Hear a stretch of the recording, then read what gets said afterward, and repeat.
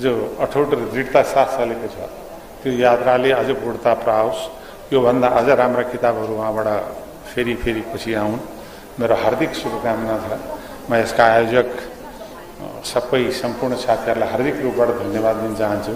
वास्तवमा म बिदाई हुँदाहुँदै केन्द्रीय कार्य समितिको मिटिङ एकचोटि पुगेँ, त्यसपछि अहिले पनि एक हप्ता बाँकी नै छ मेरो डाक्टरले दिएको रेस्ट पिरियड, 17 गते पुग्छ।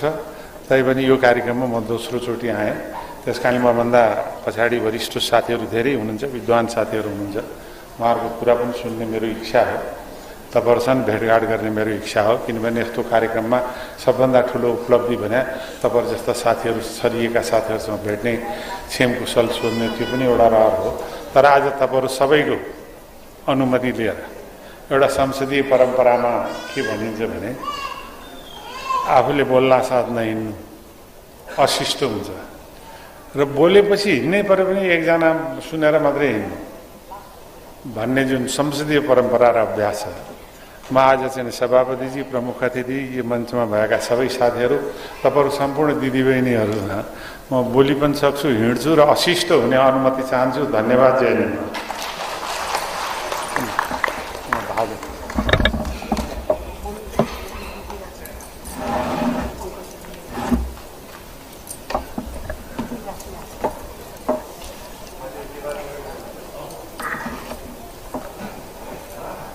धेरै धेरै धन्यवाद हाम्रो विशिष्ट अतिथिज्यू अर्जुन नरसिंह केसीज्यूलाई। र उहाँ हामी माझबाट बिदा पनि हुन चाहनुहुन्छ।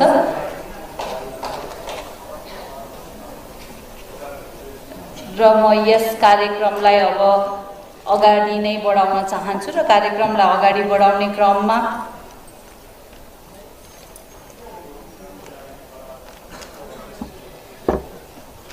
उहाँले एउटा कुरा एकदमै महत्त्वपूर्ण भनेर गइदिनु भएको छ। बीपीको समाजवादको कुरा गर्छौँ र सही मानेमा बीपीको समाजवाद हामीले यदि सहकारी आन्दोलनलाई सही मानेमा बुझेर त्यसलाई हामीले काम गर्न सकेका भए त्यो समाजवाद त्यतिखेर प्राप्त हुने रहेछ भन्ने लाग्छ। र अझै पनि हामीले त्यता उन्मुख, समाजवाद उन्मुख जुन बीपीले सोच्नु भएको थियो, त्यो समाजवाद उन्मुख ती नागरिकका लागि काम गर्न धेरै नै बाँकी छ भन्ने हो। र आजको कार्यक्रमलाई अगाडि बढाउनको लागि अब म आजका कृति नायक डाक्टर दीपक प्रकाश बास्कोटालाई आजको विषय तथा यस बारेमा थप सन्दर्भसहित आफ्नो प्रस्तुति गरिदिनु हुन कृति नायक, पूर्व गृह राज्य मन्त्री एवं महर्षि वैदिक फाउन्डेसनका अध्यक्ष डाक्टर दीपक प्रकाश बास्कोटाज्यूलाई इतिहासमा निम्ताउन चाहन्छु।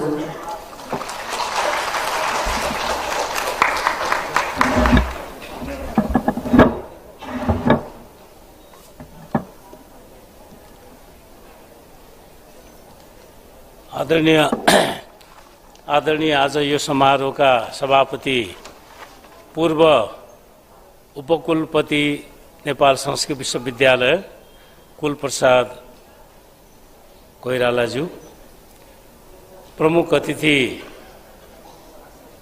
परम आदरणीय के विदाई भन्ने बानी लागेको छ, नेपाली कांग्रेसको पूर्व महामन्त्री, पूर्व मन्त्री आदरणीय के विदाई, यो समारोहमा हाम्रो आतिथ्यता स्वीकार गरी पाल्नुभएका नेपाली कांग्रेसका नेता डाक्टर शेखर कोइरालाज्यू, नेपाली कांग्रेसकै सहमहामन्त्री महालक्ष्मी डिना उपाध्याय, केन्द्रीय सदस्य के नाम पनि बिर्सेँ मैले, ईश्वरी नेउपानेज्यू, आजका यो प्रतिक्रियाको लागि आमन्त्रण गरिएका नेपाली सहकारी आन्दोलनका शीर्षस्थ निकाय राष्ट्रिय सहकारी महासङ्घका अध्यक्ष मिनराज कणेलज्यू, डाक्टर कुमार कोइरालाज्यू, मेरो अनन्य मित्र विश्व हिन्दू महासङ्घका अध्यक्ष तथा पूर्व मन्त्री रामचन्द्र अधिकारीज्यू, यहाँ यो पुस्तक तयारी गर्नको लागि लेखन प्रकाशन डिजाइनमा सहयोग गर्ने मित्रहरू विवश बस्तीजी, विनोद कुलुङजी, भरत पौडेलजी लगायत आज यो समारोहमा पाल्नुभएका धेरै मित्रहरू जो हामीले आसन ग्रहण गराउन सकेनौँ होला, सम्बोधन गर्न सकेनौँ होला, धेरै क्षेत्रबाट प्रतिनिधित्व गर्नुभएको छ र धेरै क्षेत्रबाट हामीले आमन्त्रण गरेको छ। हाम्रो आमन्त्रणलाई स्वीकार गरी पाल्नुहुने धेरै साथीहरू यहाँ हुनुहुन्छ, राजनीतिक क्षेत्रका साथीहरू हुनुहुन्छ, अनि हाम्रो किराँत धर्म साहित्य उत्थान सङ्घका केन्द्रीय सदस्य कार्य डकेन्द्र थेगेमजी हुनुहुन्छ, त्यस्तै यो फाउन्डेसनको हाम्रो सञ्चालकै हुनुहुन्छ किराँत धर्म उत्थान साहित्य उत्थान सङ्घको संस्थापक अध्यक्ष डाक्टर चन्द्रकुमार शर्माजी, हाम्रो पूर्व राजदूतलाई पनि म यहाँ देखिराखेको छु, त्यस्तै राष्ट्रिय शिक्षक सङ्घ, राष्ट्रिय शिक्षक महासङ्घका अध्यक्षजीहरू हुनुहुन्छ, सङ्गठनका अध्यक्षजीहरू हुनुहुन्छ, विभिन्न विश्वविद्यालयका प्राध्यापकजीहरू हुनुहुन्छ, सेना प्रहरी तथा निजामती कर्मचारीका विभिन्न माथिल्लो तहका रिटायर अधिकारीहरू हुनुहुन्छ, सेवानिवृत्त अधिकारीजीहरू हुनुहुन्छ, विभिन्न क्षेत्रका राजनीतिक मित्रहरू हुनुहुन्छ, सहकारी क्षेत्रका विभिन्न तहका अधिकारी अध्यक्ष तथा सञ्चालक साथीहरू हुनुहुन्छ, अनि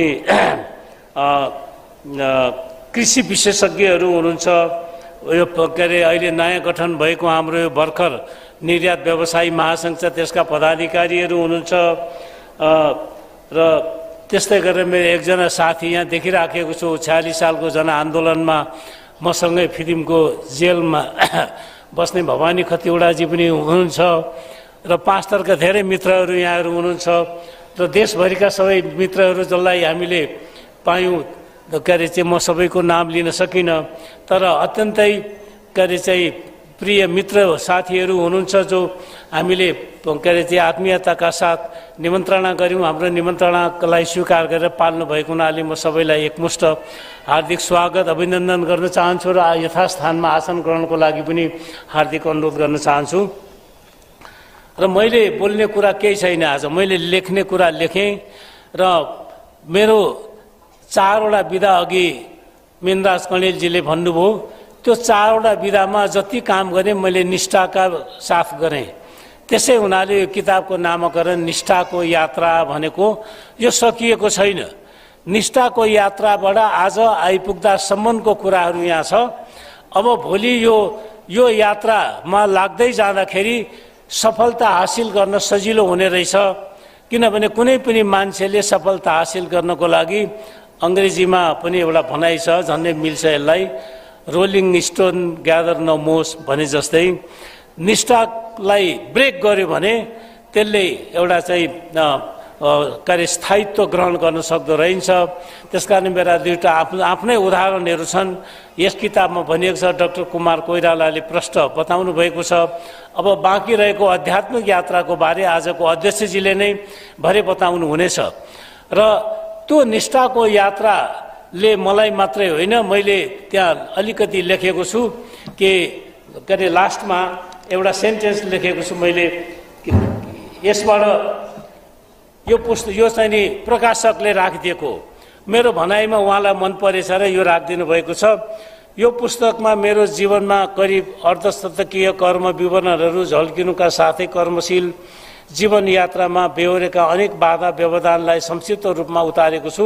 पाठकहरूले के पाउलान् यो पुस्तक पढेर यस्तो मौलिक प्रश्न उठ्न सक्ला, मैले प्रश्न गरेको छु सक्ला, तर जीवनमा कुनै पनि विषय वा क्षेत्रमा प्रतिबद्ध ढङ्गले लागेर काम गर्ने हो भने असम्भव भन्ने केही पनि नहुने रहेछ।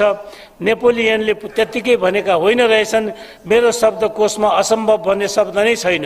यो कुरा मेरो जीवन यात्रामा का अनुभूति र अनुभवमा पनि प्रमाणित हुन पुगेको छ। तिनै कुरा म पाठक सामु समर्पण गर्न चाहन्छु भनेर मैले पछाडिपट्टि लेखेको छु। र अनि मैले यो किताब आज चाहिँ अघि उद्घोष चाहिँ स्वागत मन्तव्यमा भरतजीले पनि भन्नुभयो, यति कुरा भरे आजको अध्यक्षजीले विश्लेषण गर्नुहोला। मैले यो किताब चाहिँ नि खास गरी कि हार्दिक समर्पण भनेर गिरिजा प्रसाद कोइराला जसलाई समर्पण गरे। हुन त यहाँ सबै विषय छन्, तर यस विषयमा खास गरी राजनीति र सहकारीको विषय धेरै छ।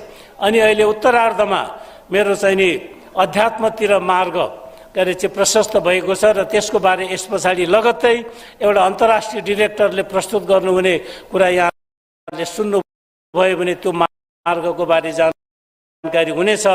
र मेरो धेरै सङ्गत राजनीतिमा पनि गिर्जाबाबुसँग भयो र उहाँले मेरो संरक्षकत्व पनि लिनुभयो। त्यसकारणले मेरो यो पहिलो किताब भने हुन्छ, यो किताब मैले उहाँलाई समर्पण गरेको हुनाले पनि मैले चाहिँ नि आज के अरे चाहिँ यो यसको सभापतित्व गरिदिनको निमित्त डाक्टर शशाङ्क कोइरालालाई बोलाएको थिएँ। उहाँले हुन्छ भन्नुभएको थियो अध्यक्षताको लागि, कारणले आउन नसकेको भन्ने खबर आएको हुनाले मैले के अरे चाहिँ पूर्व कुलपति के अरे चाहिँ कोइरालाजीलाई यसको चाहिँ नि अध्यक्षताको लागि आग्रह गरेँ। उहाँले स्वीकार गर्नुभएको छ र मैले यसमा लेखेको छु, मलाई आजीवन राजनीतिक संरक्षकत्व प्रदान गर्ने, मैले प्रारम्भ गरेको विकास मोडेल कञ्चनजङ्घा टी स्टेटलाई मान्यता प्रदान गर्दै त्यस्ता सबै कृषि कार्य सहकारिताको माध्यमबाट हुनुपर्छ भनी उत्प्रेरित गर्ने र पहिलो राष्ट्रिय सहकारी विकास बोर्डको गठन हुँदा मलाई पहिलो अध्यक्षका रूपमा नियुक्त गरी प्रजातान्त्रिक परिप्रेक्ष्यमा सहकारी आन्दोलनको विकास एवं प्रवर्धनमा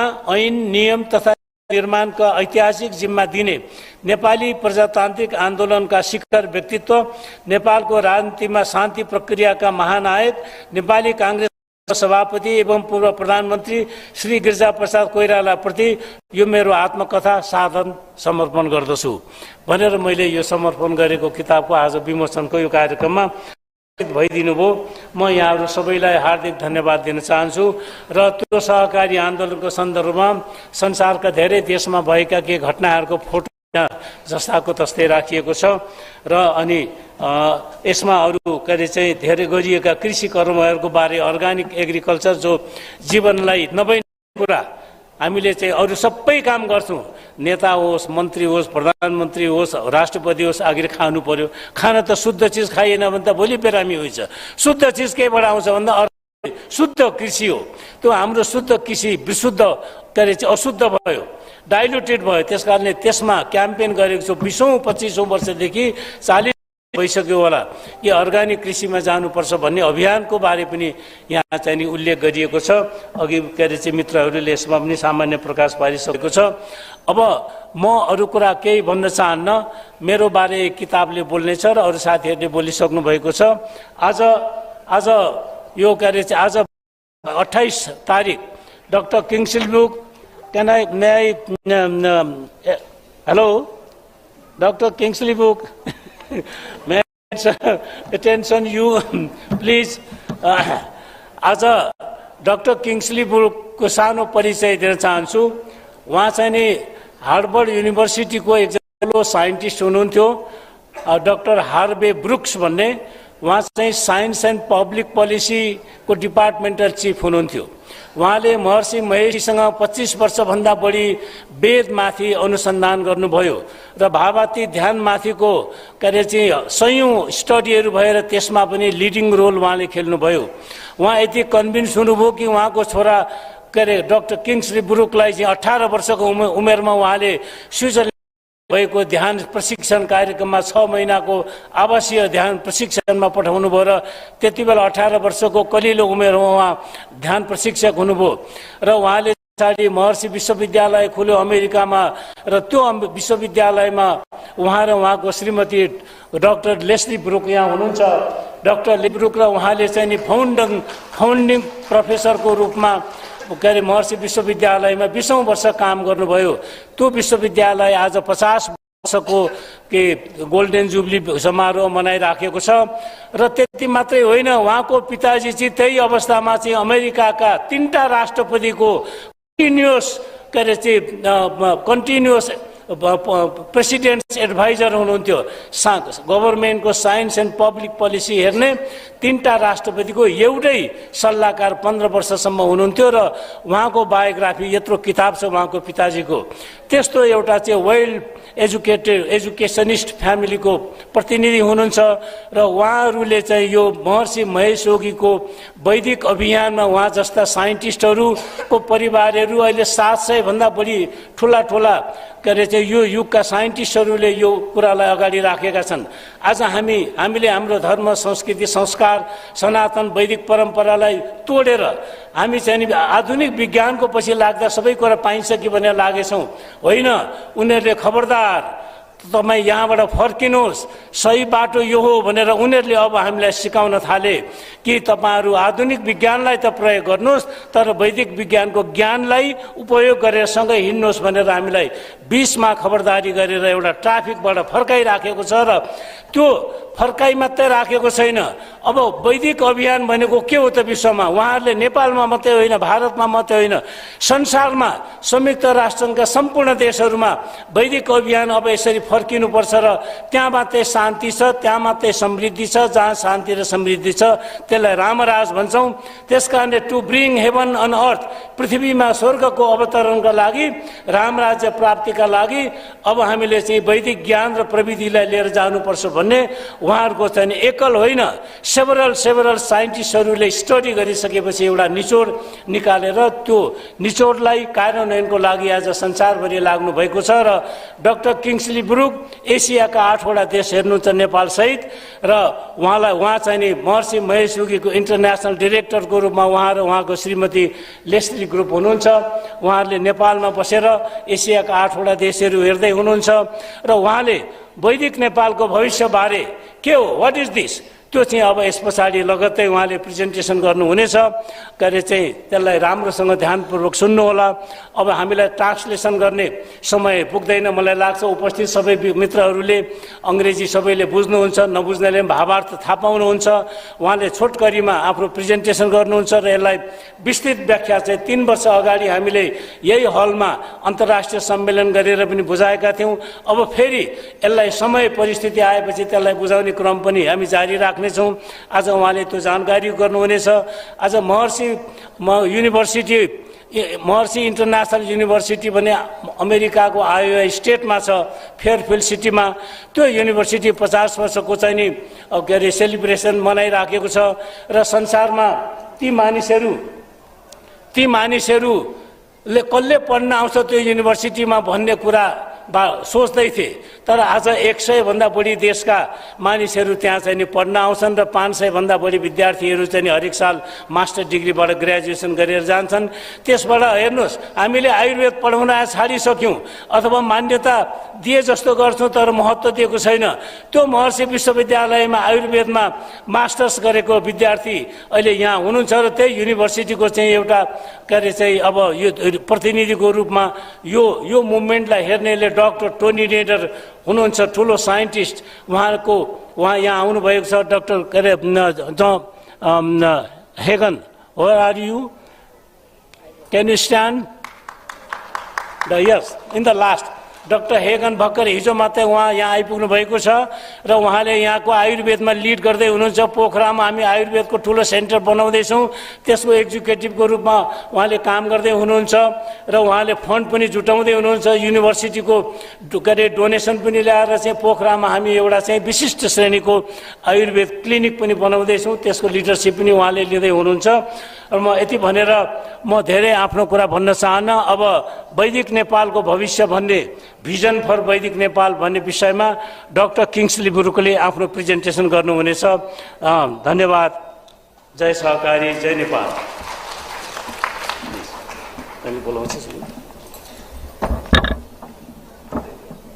धन्यवाद। मेरो काम एकदमै छोटो बनाइदिइसक्नु भएको छ डाक्टर दीपक प्रकाश बास्कोटाले। I would like to request doctor Kingsley Brooks for the presentation. Dr. Kingsley Brooks अन्तर्राष्ट्रिय निर्देशक हुनुहुन्छ विश्व शान्ति राष्ट्रम भन्ने गरिन्छ, global country of world peace, र उहाँले आजको प्रेजेन्टेसन अफ भिजन फर वैदिक नेपालको बारेमा गर्नुहुनेछ।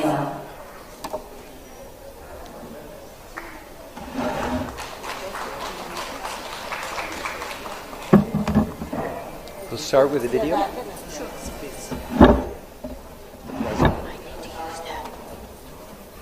I can stand here. You can stand. No, she needs that. I need to use that. That's good. That's good. That's good. Okay. But she should stand.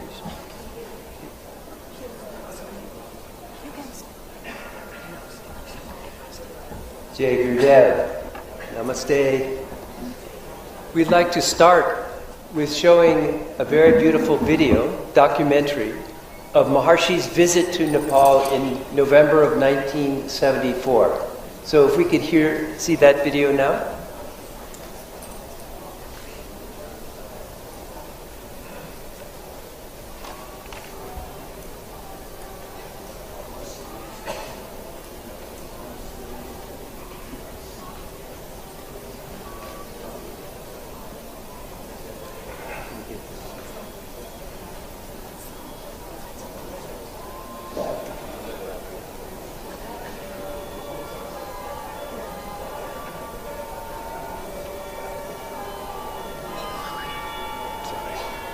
Not so important.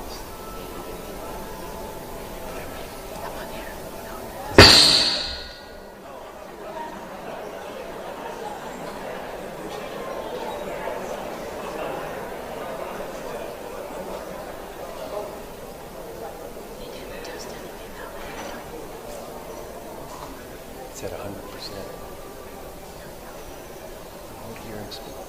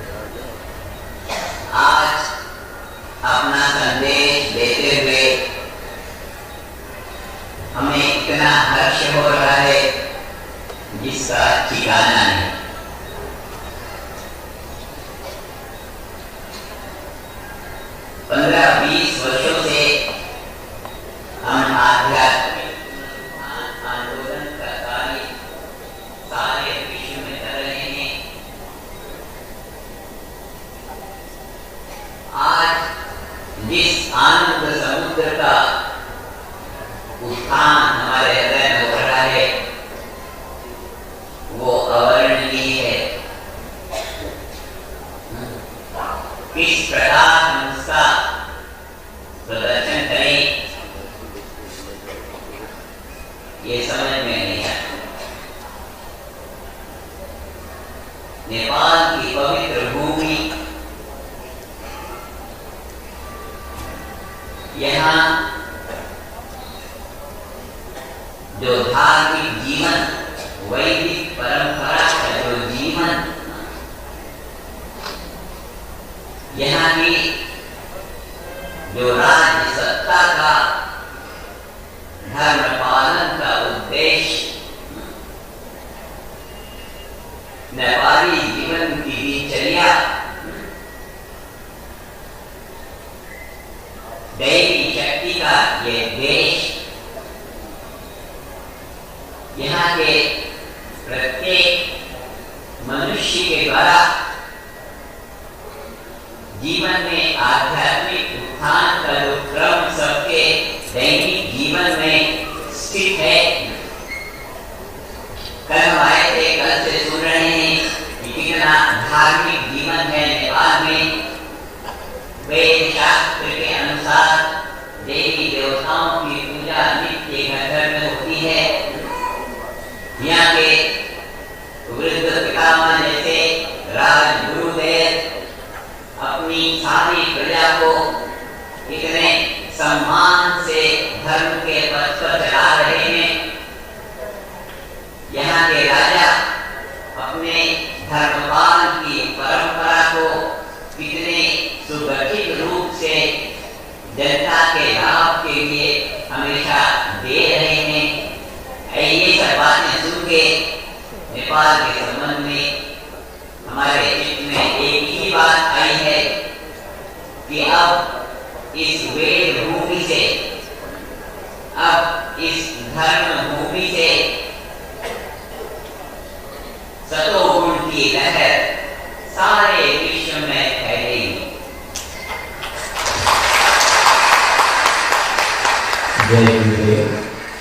Maharishi said like this: with the blessings of Raj Gurudev of Nepal, in this land of the Ved, in the country of Nepal, today it is immense pleasure for me to bring my message. Since 15-20 years, I have been busy bringing spiritual regeneration to the whole world. Today, an undescribable ocean of bliss is rising in my heart, and it is very difficult to express it.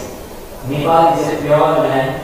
People here live a life in alliance with natural law, a life in accordance with Vedic traditions. The royal administration of Nepal has the purpose to follow the Dharma. People in Nepal follow the Vedic routine of life. Impulses of natural law are lively in this country. Here the whole population lives life in the direction of spiritual evolution. I arrived here yesterday, and since then I have been observing how life here is lived in alliance with natural law. In Nepal, every home is always performing pujas as per tradition in Vedic scriptures. Highly revered Rajguru of Nepal is upholding the whole population on the path of Dharma. The Raja of Nepal is steadfastly engaged in the tradition of protection of Dharma for the benefit of whole population. With all these, I come to one conclusion about Nepal, that now from this land of Ved, the land of Dharma, waves of Sattva will spread all over the world.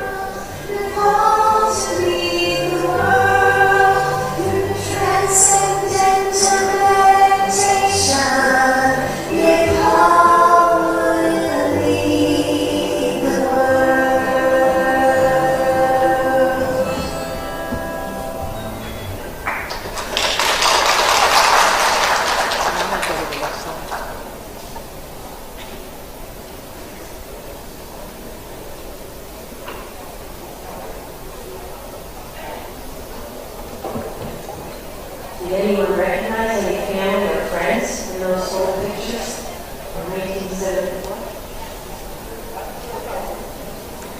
So, Can we go to the next slide? I wanted to give you a little context of one of the reasons why Maharshi visited Nepal at this particular time and the significance of it. Because he did a demonstration of one of the most powerful technologies that is written about in the Ved and the Vedic literature. At that time, in November of 1974, there was a great tension building between China and India. And Maharshi was concerned that it could bubble up and lead to some conflict. And so Maharshi applied the Vedic technology from the Vedic literature, which says, in the vicinity of yoga, hostile tendencies decrease. This is the quote from the Yoga Sutras. Tat sanidao vrajityakar. In the vicinity of yoga, unifying influence, conflict tendencies are unite to create a unified state of harmony where hostile tendencies decrease. What Maharshi did during his visit to Ratna Park and to here in Nepal was teach transcendental meditation to over 28,000 people in a very, very short time through using the latest technology. And this very powerful influences of many people experiencing the field, the transcendental field, the field of Atma, created a unifying influence that decreased the tension that was rising in the world at that time. Maharshi has used this technology many times. Here we see what Maharshi calls a unified field chart of physics, which shows the different layers of the physical creation. We see the classical level, the surface level, the quantum mechanical level, and the quantum field level, and then the level of the unified field. The whole of material creation is connected from the level of the unified field. Even in the objective creation, this is what's been found now by modern science. But what Maharshi understood, and what has been understood by the ancient Vedic seers of the holy tradition, is that, next slide, is that parallel to the material world is the subjective world.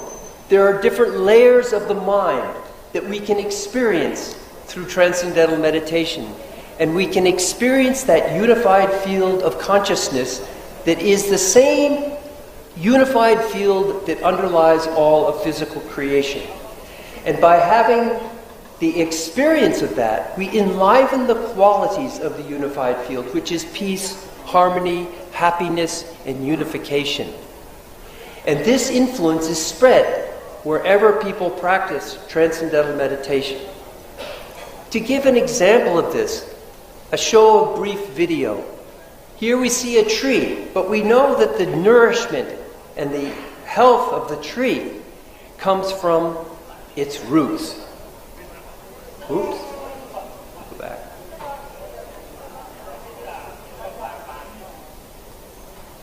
That's not working. There it is.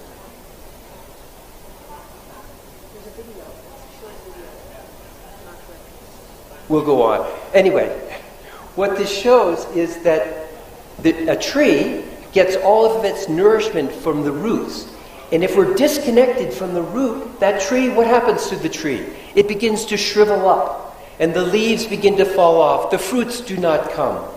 But if we can maintain and nourish the tree from its roots, then spontaneously the tree becomes healthy, vibrant, and great. And just like this, the human nervous system has to be connected, has to maintain its connection to that field of nourishment which is within each and every one of us. What disconnects us from that field is stress and strain in the nervous system. and transcendental meditation, Bhavati Dhyan, is a simple mental technique that allows us to experience these deeper and deeper and deeper levels of the mind, and to experience the source of thought, the unified field of natural law, which is that same field that underlies and supports all of creation. And so by contacting that is how we create this unifying influence. And this unified field of natural law is also where the Veda exists. Veda does not exist in the books. Veda exists in the human physiology, deep within the mind, in the transcendental field. This verse from Rig Veda illustrates this. Riksho akshare parme vyoman, yasmin deva adivishve nishadu. The verses of the Veda exist in the transcendental field of life, in which also reside all of the impulses of creative intelligence, the laws of nature, responsible for the whole universe. So when we experience that field in our daily practice of transcendental meditation, we enliven the Devata. We enliven the unified field of natural law to support and nourish all of life. The second part of that quote is Yastana Veda Kimricha Karishyati Ya Itad Vidu Ta Ime Samasate. He whose awareness is not open to this field, what can the verses do for him, accomplish for him? Those who know this level of reality are established in evenness, wholeness of life. This one verse of Rig Veda illustrates the importance of why every individual who cares about Veda and Vedic knowledge must transcend on a daily basis, because it is the field of Veda. It is where all of the impulse of creative intelligence responsible for the whole manifest world exist. The Veda is the blueprint of creation. It is the structuring intelligence of creation. And by knowing that, by experiencing that, through Bhavati Dhyan, transcendental meditation, we enliven all of that to support not only us as an individual, but to radiate that to all society.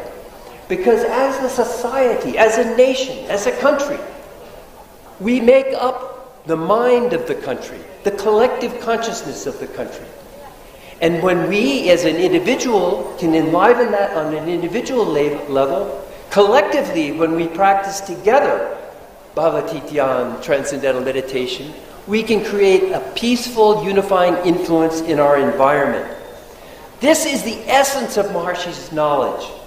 And he gives us a tool for us to transform our life today from life of suffering to heaven on earth. You may have heard, those of you who understand English, in the song that was being sung over and over again.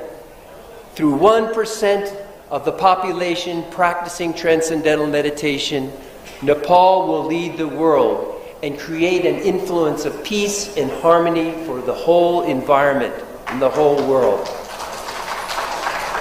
But later on, towards the end of the 1970s, Maharshi brought out a new technology, even more powerful, even more simple. And that is the practice of TM and the TM City program, including yogic flying, where it doesn't take 1% of the population, but only the square root of 1% of the population, practicing in one place to create this influence of yoga. This influence that we see in the Yoga Sutras. In the vicinity of yoga, hostile tendencies and prosperity begin to be found. And so this is the technology that we are now implementing here in Nepal. Another big contribution to the field and the understanding of the Vedic knowledge is how Maharshi revived the ancient Vedic knowledge. You all know more about Vedic knowledge probably than I do. But the unique thing that Maharshi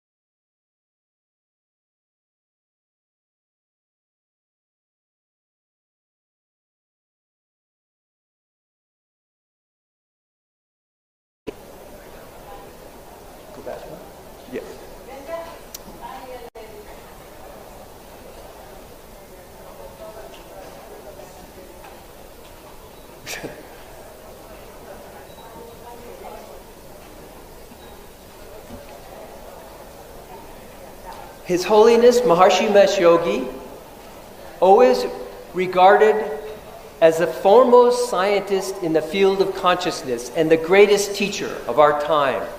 Maharshi completely restored the 1,000-year-old scattered Vedic literature for the total significance of its theory and practice, and has organized it in the form of a complete science of consciousness.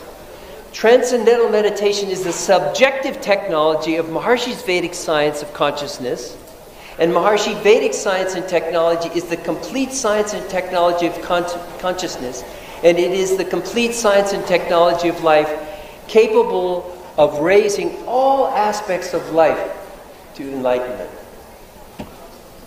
And now to give a vision of how Maharshi brought out in every area of society his knowledge and technology of Vedic science. Play this video.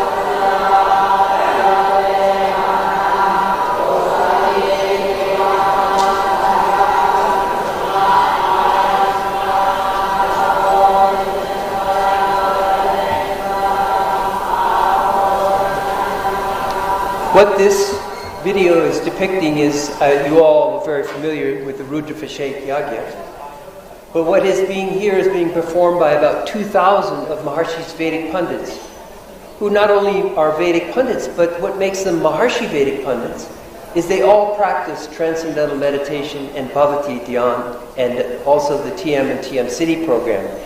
And this gives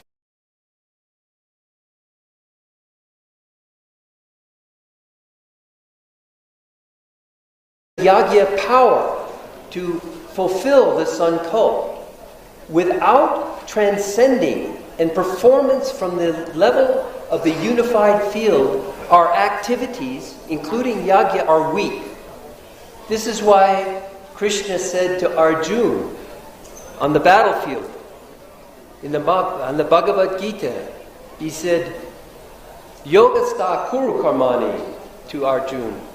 Established in being, perform action. Established in the unified field of natural law. Established in the self, the big S self, Atma. Then perform action.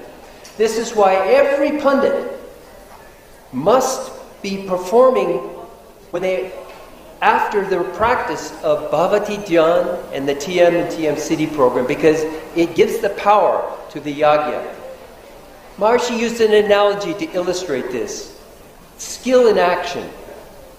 If you were to take an arrow and you wanted to hit the target, and you try to throw that arrow like that to hit the target, it would fall maybe a few meters to the ground and miss the target. But if you were to pull the arrow back in the other direction on a bow and let it flies and hit the target. This analogy illustrates the importance of Bhavati Dhyan transcendental in every individual, then come out and perform action. And with that, we have the effectiveness of skill in action to hit the target, to fulfill the Sankalp, the intention of the Yagya. This is why it's critical that every Vedic Pundit practices Bhavati Dhyan, transcendental meditation, and the TM City program. But you all also should be performing that for success in your own individual life. This is how you will fulfill your own individual desires in harmony with natural law. This Vedic technology has been applied across the globe. This power of utilizing the infinite reservoir of energy intelligence within. This picture here is of Joaquim Albert Chissano, the former president of the Republic of Mozambique.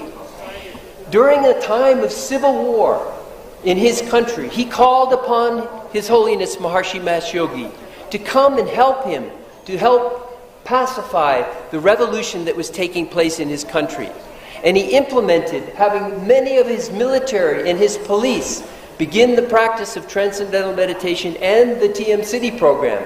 And very quickly, the whole civil war that was going on in there was transformed into peace and progress. And he was given an award for what he did in his country to transform the quality of life of his country. Unfortunately, the next president came and didn't understand what had happened, and they discontinued the practice, but it was a strong demonstration of the power, how this technology can change the country. And this is why Maharshi said Nepal could lead the world, because Nepal can understand the power of Vedic knowledge. They live the power of Vedic knowledge. We just need to implement it fully. We need to convince either our government or the wealthy people of Nepal to create groups of yogic flyers practicing TM and TM City program together. Now I want to give you an example of this Vedic technologies applied in different areas throughout the world. Here we see in the field of education. Just as a summary, around the world now, there are 500 educational institutes in 60 countries with over 1 million students practicing transcendental meditation and applying consciousness-based education in their schools. There are universities in Thailand, and we have physical universities in Thailand, USA, Thailand, India, South Africa, Norway. And the outcomes from implementing this technology, consciousness-based education in the schools, is phenomenal. And you have to realize education is where we're creating the new leaders of our country. But we can't just ram more information into the students. We need to expand the container of knowledge, to unfold the creative genius of all of our students. This is what transcendental meditation and the practice of the TM City program does to the students. At the same time, they're creating an influence of peace in their school. They're also unfolding their full mental potential. These are just some of the many schools all around the world that are implementing consciousness-based education in their schools. Just to give you a flavor, all over the world. And now I'd like to show you the flagship campus that Maharshi created in the United States. This is Maharshi International University in Fairfield, Iowa, which is accredited by the North Central Association of Colleges and Schools to offer degrees from kindergarten all the way through PhD. It's celebrated just recently its 50-year anniversary, now has over 10,000 graduates, and it's on a 370-acre campus, has 45 buildings, and a very strong MIU and TM community with over 10,000 people. You can just click through some of the pictures. This shows the whole village. You can see in the lower right-hand corner that are all people who have come to Fairfield to practice TM and the TM City program together to create a positive influence. And this is the main Argyro Center, the student union, the central bank, building of the campus. The whole campus is built according to Maharshi Stapatya Ved, Vastu Vidya. And you can see in the front there a Vedic observatory. Maharshi revived the ancient observatories of how to study the whole cosmos. And so these are just some more aerial shots. You can go quickly over these. This is a sustainable living building. This is a sustainable living building where new sustainable practices for the whole world are being developed and demonstrated. Just some more pictures of the campus. These are the golden domes of pure knowledge. where every day all of the faculty, the students, and the staff and community members come together and practice transcendental meditation and the TM City program together to create an influence of peace. There's another picture of the two domes. And this is one of the new buildings just north of campus where many of our computer science program students come. Nepal is what I think the second leading country, international country, that has sent students to the programs that Maharshi International University offers. Madhav Aryal, are you here? Madhav could stand. He is our representative from Maharshi International University, and he's also a teacher of Transcendental Meditation. How many students have you sent to MIU? Over 1,000 students have gone and participated in the master's degree programs in computer science and in MBA program. And the computer science program in the United States at Maharshi International University is the #2 computer science program in the whole country. There's only one other university that has a bigger turnover. So we can go on to the next. This is a little bit. So why is it that this practice of TM and the TM City program in particular is so important? It's because there's been scientific research shows that the maximum brainwave coherence comes during the practice of yogic flying. And with this coherence on an individual level, when they practice together, this coherence or harmony and peace radiates to the environment. This flying technique that Maharshi brought was very, very powerful technology of the unified field to enliven peace and harmony for the world. Nepal can change overnight if we establish a group of the square root of 1% of the population doing this technology very regularly. Not sometimes and sometimes not. And this practice requires practice, not talking about it. This is a technology that Maharshi brought out. You can go to the next slide. And another area where Maharshi brought out new knowledge is in the area of architecture.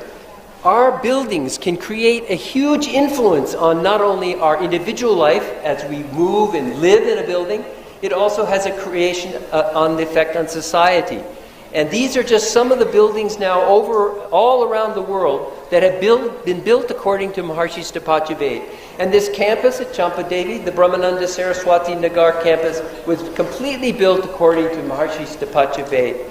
This on the lower right is one of the largest office buildings in the Washington, D.C. area, built by the chairman of the board of Maharshi International University. It's called the Tower Building.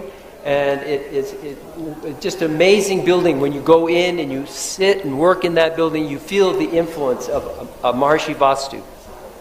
Next. This is just to summarize how much this Vastu Vidya architecture has been done. Over $500 million worth of Maharshi Vastu buildings have been built around the world in almost every country except for parts of Africa and Siberia. Go ahead. We just wanted to also highlight the Maharshi power of invincibility. Before Maharshi dropped his body in 2008, he said to everyone who was there, I want to be sure that all of my technologies have a home. And so he asked everyone who was there, he said, I want to build these Maharshi powers of invincibility in every country. I want them to serve as a lighthouse of total knowledge, reminding mankind that life can be lived in enlightenment, and that suffering, disease, and poverty are actually foreign to life. So in this building, and we hope to build one here in Kathmandu, in this building, all of the Vedic technologies and all of Maharishi's programs will be available to anyone across the world, and it will preserve them for 10,000 years. And this is just an example. Every floor, there will be one area. The first floor will be education. It will remind everyone how to mine their full brain potential, so learning will be easy and fun. And the area of health, you will learn all the principles of Ayurveda and all the principles to prevent yourself from getting sick. Imagine if you knew how to not get sick and to be strong and healthy. This is healthcare. Right now we have disease care. We need a healthcare system. There will be another floor completely focusing on Vedic organic agriculture. It will teach farmers how to nourish themselves and their crops in the whole environment. And economics. The whole field of economics is basically a problem of poor brainwave coherence. It's a matter of poor consciousness. If we improve our own intelligence and our own consciousness, that is where wealth comes from. So by awakening our inner intelligence, we'll awaken all the resources around us, and everyone can enjoy abundance and prosperity. And the level of defense, Roger Beasley already mentioned this, when a certain number of people are practicing transcendental meditation and its advanced programs, the influence of coherence and harmony in society is so powerful that there can never be the birth of an enemy. Literally, it's a Rashtriya Kavach. You are protected by a shield of coherence. So this is why we are very focused, along with Deepak Dasota, to create these coherence-creating groups in Nepal. Religion and culture, again, when harmony dominates, the differences are secondary, and so there are less problems with differences in culture and religion. Just to add to this, because Nepal is such a diversity of many different cultures, and it's important to understand that Veda is not something that is particularly owned by one religion or one culture. It is universal. Just like gravity is the law of nature, and we don't consider gravity to be only for people from England. It's a knowledge. It's knowledge of a law of nature. And Veda is, actually when you translate Veda into English, it means knowledge. And knowledge for everyone. And this is what Maharshi brought to the world, a knowledge. And when we begin to implement the technologies of Veda in the Vedic literature, what we find is every religion in every culture becomes stronger, but on the bed of unity. Just like when you begin to water the root of a garden that has red roses, carnations, lilies, all different kinds of flowers. When you nourish the root value, you fertilize the root, the rose becomes a better rose. The carnation becomes a better carnation. We nourish the differences on the ground of the unified field of natural law. Level of politics, coherence training groups will help managing all the infinite diversity for our government and administration.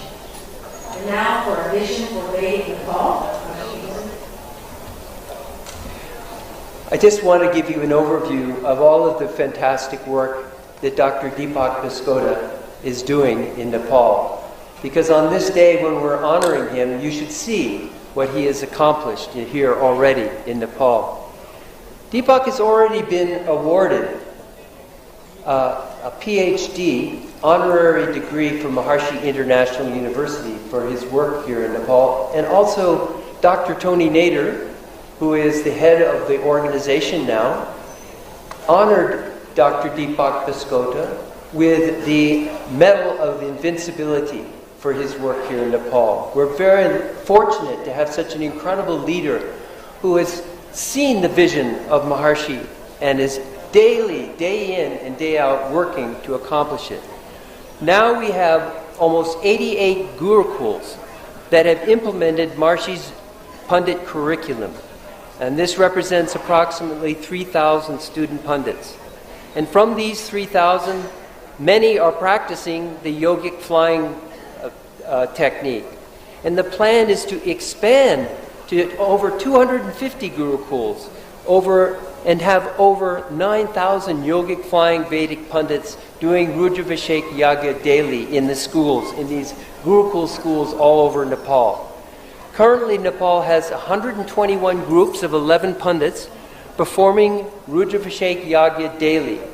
This is 1,331 pundits, which makes for an Ati Rudravashek. This map shows where all of the gurukuls are all across Nepal currently, and we're currently always adding on more. These are some of the pictures of the gurukuls that are practicing Maharishi's technologies of the unified field.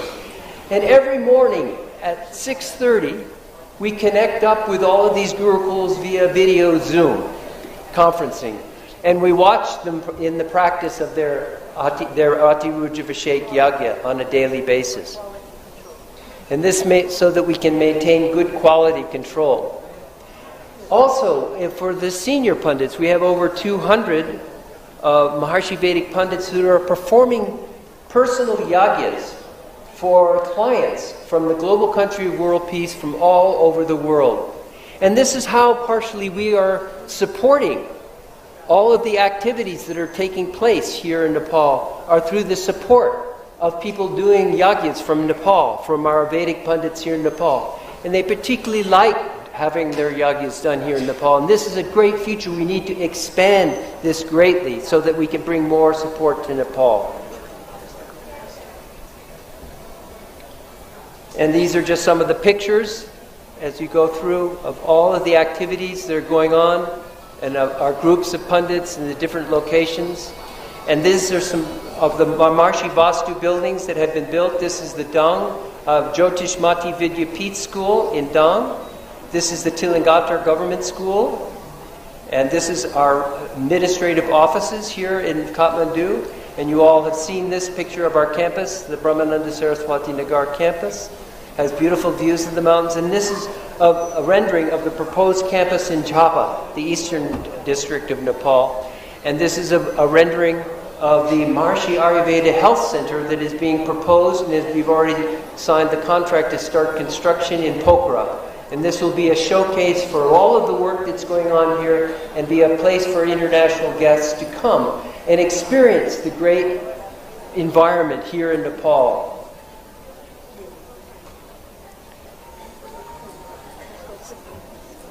So this is in the area of what we've been doing for consciousness-based education. We now have 10 schools with a total enrollment of almost 10,000 students that are in the various stages of implementing CBE.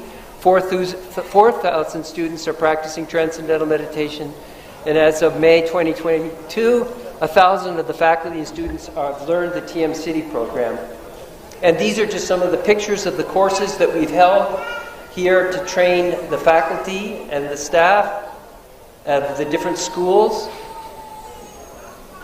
Here's Dr. Ashley Deans, our leading expert in consciousness-based education, presenting a certificate to the former Vice Chancellor of Nepal Sanskrit University.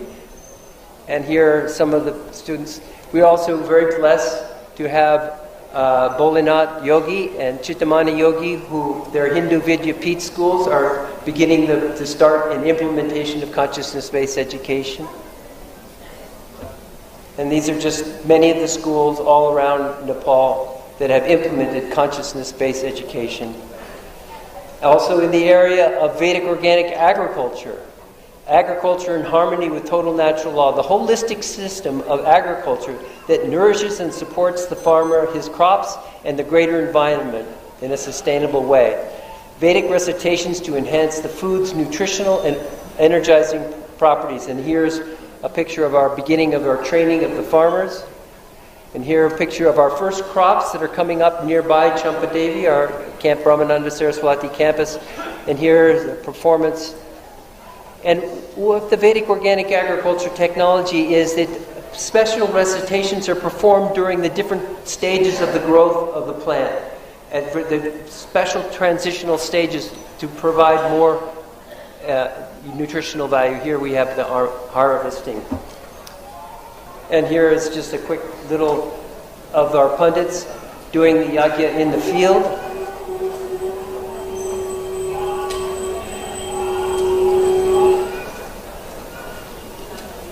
So, to end, Nepal is in the best position to apply technologies in all areas of life. Nepal can be a source, an exporter of Vedic pundits, Vedic organic food, products and herbs. Stapatis, Vedic architects, Vedic doctors, and technicians. The world is looking for solutions, and Nepal can provide those solutions. So instead of exporting labor and wasting your incredible inherited tradition, let's make Nepal lead the world in the area of new knowledge, this knowledge of the technology of the unified field of natural law, which is your birthright and your tradition. It's a great, this is a quote from Maharshi just before he left. It is a great work that has developed that a few people practicing yogic flying and the world will be spontaneously in terms of harmony. Harmony in the world, harmony in the world. Throughout the globe there will be no ups and downs. The world will ever be in peace, harmony, happiness, invincibility. All glory to Gurudev. No end to the waves of bliss. This is something Maharshi was talking about. It's the descent of wrong knowledge of heaven on earth. He said, during the reign of Rama, the people were exceedingly happy. They were content, fulfilled, and lived in the accord with Dharma. They were free from sickness, free from disease, and the rift of famine and fear. Happiness was universal, and everyone was established in Dharma. People did not harm each other. The trees were always filled with fruit and flowers, and the rains came according to desire, and the winds were pleasant to touch. The skies were clear, and the cities and provinces were in abundance of food, and filled with happy, fulfilled citizens. To end, I would like to give my great gratitude to Dr. Deepak Vaskota, who, in his simple, innocent way, heard Maharshi's message and has been tirelessly working for many years to just bring this technology to Nepal, to make it available. And I feel that he is the one individual that can fulfill Maharshi's vision for Nepal, that Nepal can lead the world. I hope that you will all band behind him and join him in this really blessed mission for Nepal, really the highest level for Nepal, the role of Nepal to lead the world. So I'd like to end by giving my great namaste, my great blessing, and my great thanks to a very great, honorable, and great leader of our time, Dr. Deepak Vaskota. Jai Gurudev.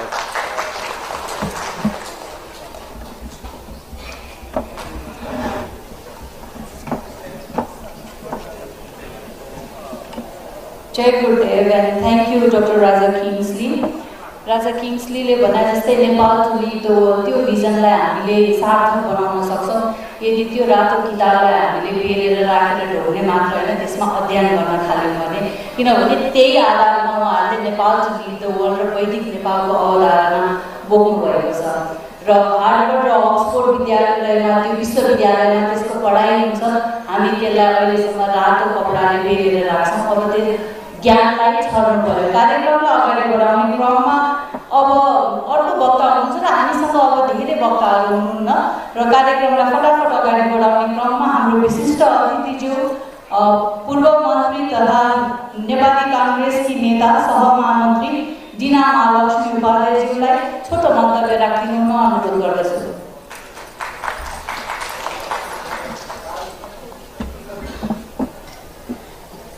धन्यवाद। आदरणीय आजको यस कार्यक्रमका सभाध्यक्ष पूर्व उपकुलपति कुलप्रसाद कोइरालाज्यू, आदरणीय ड्यासमा रहनुभएका प्रमुख अतिथि संविधान सभा सदस्य नेपाली कांग्रेसका नेता पूर्व महामन्त्री कुलबहादुर दाई गुरुङज्यू, त्यसैगरी ड्यासमा रहनुभएका नेपाली कांग्रेसका नेता केन्द्रीय सदस्य शेखर कोइरालाज्यू, ड्यासमा रहनुभएका सम्पूर्ण विशेष व्यक्तित्वहरू, आदरणीय आजको यस कार्यक्रमका र निष्ठाको यात्राका लेखक डाक्टर दीपक प्रकाश बास्कोटाज्यू र यहाँ उपस्थित सम्पूर्ण समादरणीय व्यक्तित्वहरू र सबैमा मेरो हार्दिक जय नेपाल, जय गुरुदेव। खास त आज डाक्टर दीपक प्रकाश बास्कोटा पूर्व मन्त्री उहाँले लेख्नुभएको निष्ठाको यात्राको सन्दर्भमा कुरा गर्दै गर्दा कहाँबाट सुरु गरौँ भन्ने मलाई लागिरहेको छ। उहाँको जीवनको 3टा महत्त्वपूर्ण भाग, पहिलो जीवनको राजनीतिक पाटो, त्यसपछि सामाजिक क्षेत्र र सहकारी क्षेत्रको पाटो, त्यसैगरी अब जीवनलाई आध्यात्मिकतिर जोड्दै उहाँले देखाउनु भएको नेपाल महर्षि वैदिक फाउन्डेसनका अध्यक्षको रूपमा आज मुलुकलाई नयाँ बाटोतिर, निष्ठाको बाटोतिर लाने भनेर जसरी उहाँले जीवनको निरन्तरतामा काम गरिरहनु भएको छ, उहाँको यी महत्त्वपूर्ण कुरामा म कसरी जोडे भन्ने कुरा पनि म यहाँलाई भन्न चाहन्छु। राजनीति त मेरो पनि जीवनको म आफूलाई भन्दा म बाई बर्थ नेपाली काङ्ग्रेस भन्न चाहन्छु। मेरो बुबाहरू धेरै लामो समय, हजुरबुवाहरू जेल बसेको कारणले, नेपालको लोकतान्त्रिक आन्दोलनमा बच्चादेखि लागेको कारणले र आफूले पनि जेल जीवन बिताएको कारणले यो राजनीतिक यात्रामा उहाँसँग सँगै नै भए।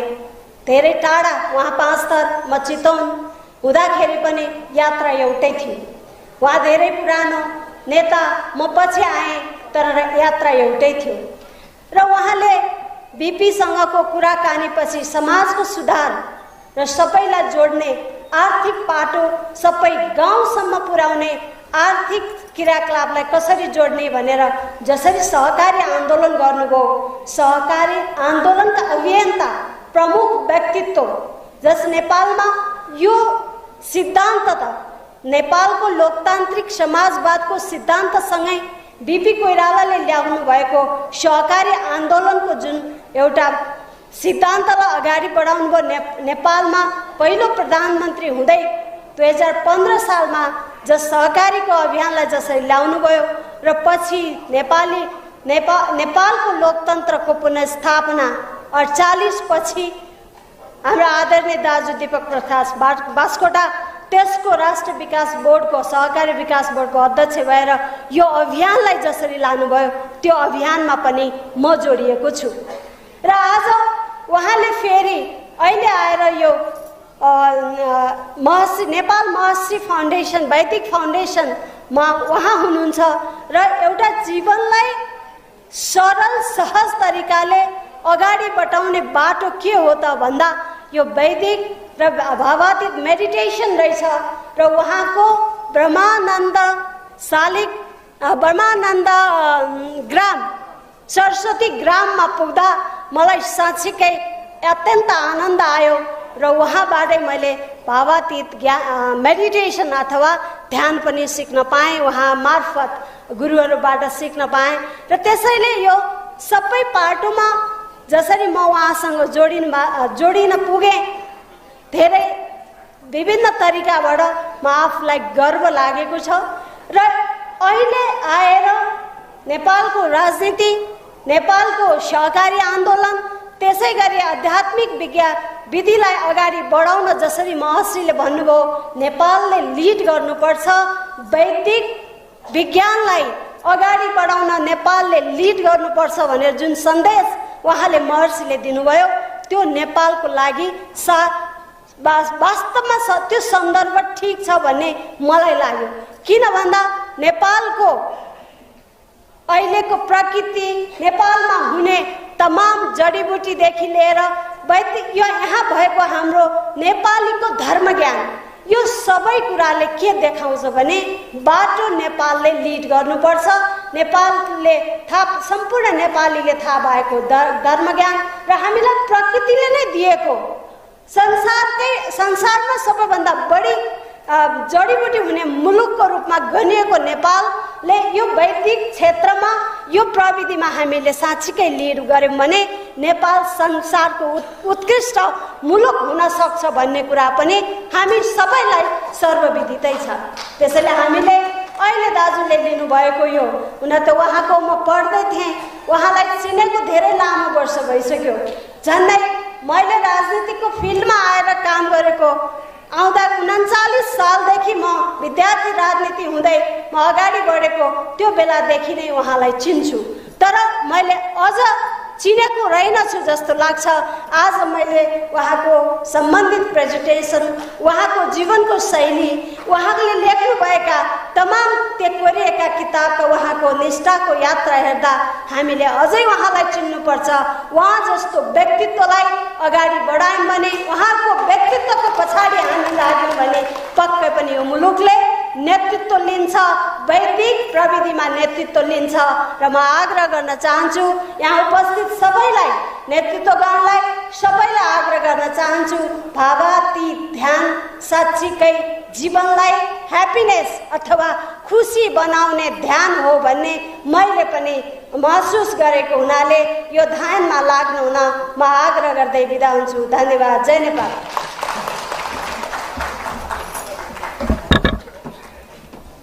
धेरै धेरै धन्यवाद जिना उपाध्यायज्यू। र यहाँलाई नेपाल महर्षि वैदिक फाउन्डेसनको तर्फबाट एउटा रिक्वेस्ट पनि गर्न चाहे।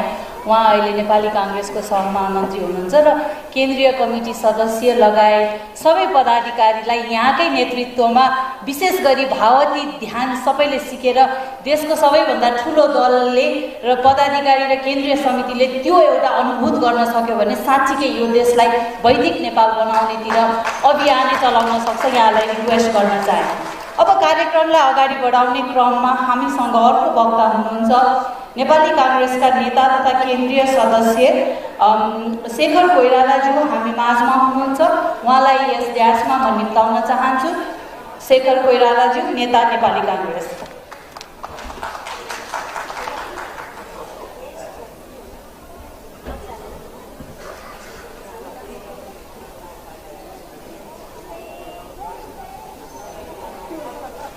पुस्तक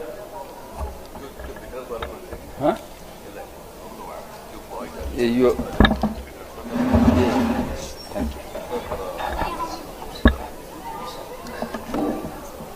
निष्ठाको यात्रा पुस्तक विमोचन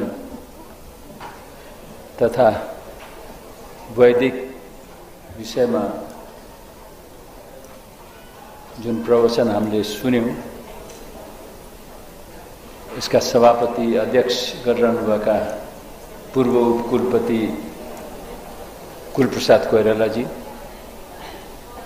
प्रमुख अतिथि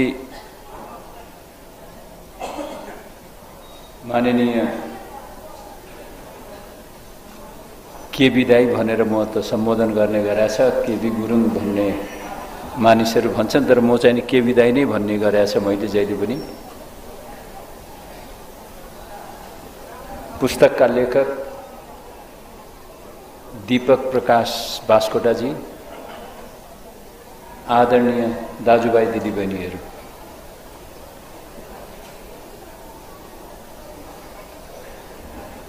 दीपकजीले को यति प्रतिभा रहेछ भन्ने कुरा मैले त थाहा पाएको थिइनँ।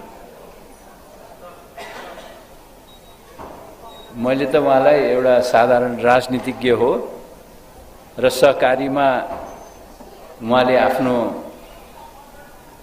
जीवनै अर्पण गर्नुभएको भन्ने चाहिँ नि सुनेको थिएँ र उहाँसित सहकारीको बारेमा कहिलेकाहीँ यसो छलफलहरू कुराकानीहरू पनि हुन्थ्यो। तर यति बहुआयामी राजनीतिको हिसाबले पनि धनी, तपाईको सहकारीको अभियन्ता, वास्तवमा सरकारीलाई मोडर्नाइजेसन, नेपालमा मोडर्नाइजेसन गर्नेमा दीपक जीकै हात छ भन्यो भने पनि अन्यथा हुँदैन होला जस्तो लाग्छ मलाई। र त्यति मात्रै होइन, यो वैदिक साइन्समा उहाँले महर्षि महेश योगीसित को संगतबाट जुन सुरु गर्नुभयो त्यो त धेरै कम मानिसहरूले त्यसलाई गर्न सक्छन् जस्तो लाग्छ। पुस्तकको बारेमा मैले के भनौं, कुमार कोइरालाजीहरूले एकदम धेरै कुराहरू राखिसक्नुभयो। मैले यसो पुस्तक हेर्दाखेरि जननायक बीपी कोइरालाबाट उहाँले आर्थिक अनुशासनका कुराहरू सिक्नुभयो र त्यसलाई लागू गर्नुभयो। हामी पढ्छौँ तर लागू गर्दैनौँ, उहाँले चाहिँ लागू गर्नुभयो, त्यो इम्पोर्टेन्ट कुरा। र शान्तिनायक गिरिजाप्रसाद कोइरालाबाट उहाँले कठोर परिश्रम गर्न सक्नुपर्छ र मेहनतै हो सबै कुरा भन्ने कुरा उहाँले देखाउनुभयो। र दुई तीनवटा रोचक कुराहरू त्यहाँ मैले पुस्तकमा भेटेँ। उहाँलाई नेभी सङ्घको सदस्य बन्ने इच्छा रहेछ, इलाममा पढ्नुहुन्थ्यो, अनि केबी दाइसित सङ्गत पनि भएको। तर उहाँको गुरुले चाहिँ नि अखिलमा तिमी जोइन गर भनेर भन्नुभएको रहेछ, कम्युनिस्ट बन भनेर भन्नुभएको रहेछ। उहाँले मान्नु भएन, उहाँ नेभी सङ्घ जोइन गर्नुभयो र दुर्भाग्य उहाँ रेस्टिकेट हुनुभयो। अखिल नबनेको भएर, वामपन्थी नबनेको भएर उहाँ रेस्टिकेट भएको उहाँले पुस्तकमा लेख्नु भएको छ। बडा इन्ट्रेस्टिङ छ यो।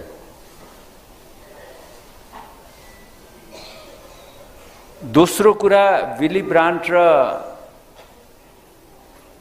गिरिजाप्रसाद कोइरालाको बीचको कुरालाई उहाँले ट्याप्पै समात्नुभयो, समातेर 5 थरमा लागू गर्न थाल्नुभयो। अब त्यो बेला सानै होला, मलाई थाहा छैन कस्तो चिया बगानको उहाँको थियो, त्यो त थाहा छ अहिले पनि, कञ्चनजङ्घा टी स्टेट होइन, त्यहाँ उहाँले चिया बगान मात्रै होइन स्कुल पनि खोल्नुभयो, त्यो हाते कागजको पनि सुरु गर्नुभयो, त्यो टर्बाइनवाला पनि काम गर्नुभयो। कसरी गर्नुभयो त्यो उमेरमा मैले अझ पनि बुझ्न सकेको छैन, त्यो चाहिँ सोध्नु छ उहाँसित मैले।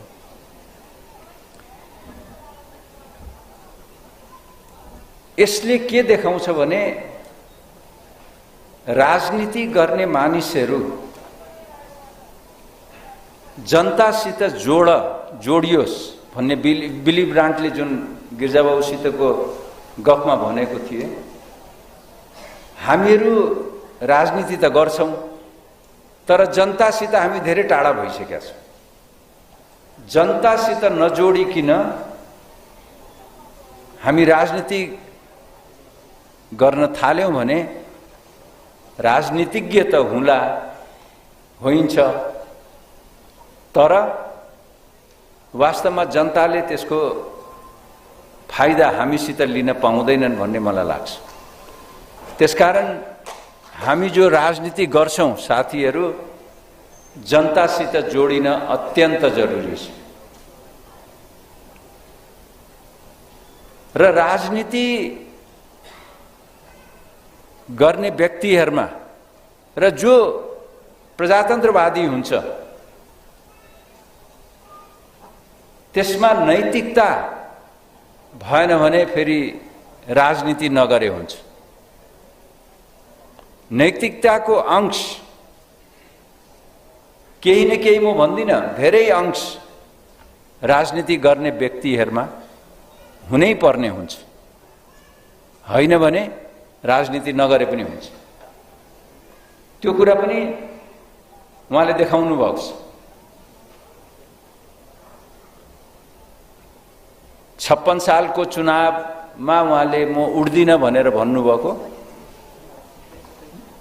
किनभने 5 थरमा जातीय अलिकति बढिरख्या होला त्यो बेला जस्तो लाग्यो मलाई पुस्तक पढ्दाखेरि। र उहाँले गिरिजाबाबुलाई पटक पटक भन्नुभयो म उड्दिन है भनेर। त्यसपछि त प्रणय गर्नुभयो म अब चुनाव चाहिँ लड्दिन भनेर।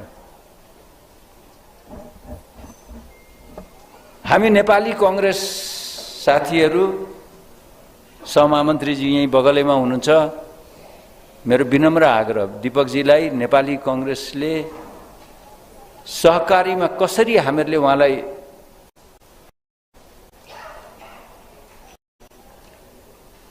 मद्दत गर्ने र नेपाली कांग्रेसलाई फाइदा हुने काम हामीहरूले गर्नु पर्यो, देशलाई फाइदा हुने काम। दीपकजीको जुन कर्म क्षेत्र छ त्यसलाई हामीहरूले युज गर्न सक्नु पर्यो। युजको अलिकति नराम्रो असर उसबाट नलिउँ, राम्रो उसबाट लिउँ हामी। त्यसरी अगाडि माने बढ्नुभएको दीपकजी पुस्तक पनि अत्यन्त सरल, अत्यन्त रमाइलो हिसाबले उहाँले लेख्नु भएको छ। गिर्जाबाबुसित भएका घटनाहरू, दुःखका बेलाका कुराहरू र इन्ट्रेस्टिङ उहाँले समीक्षामा संवाददाता भएर पनि काम गर्नुभएको रहेछ। किन गर्नुभयो भन्दाखेरि त्यो बेला समीक्षाले एडभर्टिजमेन्ट पाउँदैन थियो, एडभर्टिजमेन्ट नपाएपछि पैसा हुँदैन थियो। दीपकजी खाता पितै घरको मान्छे, अनि उहाँलाई मदनमणि दीक्षितले भन्नुभएको छ, दीपकजी तपाईँले काम गरिदिनु पर्यो तर पैसा त म दिन सक्दिनँ भनेर भन्नुभएको छ। उहाँले सहर्ष स्वीकार गरेर उहाँले गर्नुभयो र उहाँले अन्य पत्रिकाहरूले पनि उहाँलाई रिक्वेस्ट गरेछन् छापिदिनुहोस् हाम्रो भनेर। दीपकजीले के भन्नु भने म जे लेख्छु त्यो छाप्ने हो भने म दिन्छु, नत्र भए म दिन्न भनेर भन्नुभएको छ। मैले भने नि अघि नैतिकताको कुरा गरेँ नि, राजनीतिमा नैतिकता भएको व्यक्ति बहुत कम हुन्छ, दीपकजी त्यसमा एक हुनुहुन्छ भन्ने कुरा तपाईहरुलाई राख्न चाहन्छु। आदरणीय दाजुभाइ दिदीबहिनीहरू, अहिले हामी अत्यन्त अप्ठ्यारो परिस्थितिबाट गइरहेका छौं, गुज्रिरहेका छौं। त्यो परिस्थितिबाट हामी कसरी उम्किने, कसरी निस्किने भन्ने हामीहरू सबैको सोच छ। डेमोक्रेसीलाई कसरी स्ट्रेन्थन गर्ने त्यो कुरालाई हामीहरूले सबै राजनीतिक, यहाँ राजनीतिक कर्मीहरू पनि हुनुहुन्छ, आध्यात्मिक साथीहरू पनि हुनुहुन्छ, अन्य विधाका साथीहरू पनि हुनुहुन्छ। हामी सबैले सोच्नु पर्ने हुन्छ, नेसनलाई, राष्ट्रलाई सबभन्दा पहिले हामीहरूले सोच्नु पर्ने हुन्छ। राष्ट्र रह्यो, राष्ट्र अगाडि बढ्यो भने हामी पनि अगाडि बढ्छौं, पोलिटिकल पार्टिजहरू पनि अगाडि बढ्छन्। यसै गरी घिचघिच गरेर देश चल्ने हो भने हामी कहीँको रहँदैन। आदरणीय साथीहरू, दाजुभाइ दिदीबहिनीहरू, यही परिस्थितिबाट अगाडि बढ्दा देश कता पुग्छ, कसरी जान्छ भन्ने हामीहरू सबैलाई चिन्ता छ। एकजना विद्वान मित्रले, मेरो साथीले सोध्नुभयो, डाक्टर साहब के नेपाल अब श्रीलङ्का बन्छ भनेर जुन दिन राष्ट्रपतिको प्यालेसमा तपाईको जनता छिरे र राष्ट्रपति भागे श्रीलङ्काबाट, त्यही दिन मलाई सोध्नुभयो। मैले श्रीलङ्का त बन्दैन, त्यो आफ्नो ठाउँमा छ, त्यस्तो अवस्था त छैन, तर हामीहरूले समृद्ध नेपाल बनाउने हो भने दुई तीनवटा काम त गर्नै पर्ने हुन्छ। श्रीलङ्का जस्तो नबनोस् भन्नको लागि दण्डहीनताको अन्त गर्न पर्ने जरुरी छ, भ्रष्टाचार निर्मूल गर्नुपर्ने जरुरी छ, सुशासन दिन सक्नुपर्ने हुन्छ। सुशासन छँदै छैन भने पनि हुन्छ यो देशमा। सुशासन, दण्डहीनताको अन्त र भ्रष्टाचार निर्मूल गर्न सक्यौं भने समृद्ध नेपाल हामी बनाउन सक्छौं। र त्यसमा उहाँले त्यो के सरस्वती धाम, ब्रह्मानन्द सरस्वती नगर को माध्यमबाट उहाँले जुन प्रयास गरिरहनु भएको छ त्यसमा हामी सबै जुटौँ, यही मेरो शुभकामना दिँदै म बिदा लिन्छु। धन्यवाद। जय नेपाल।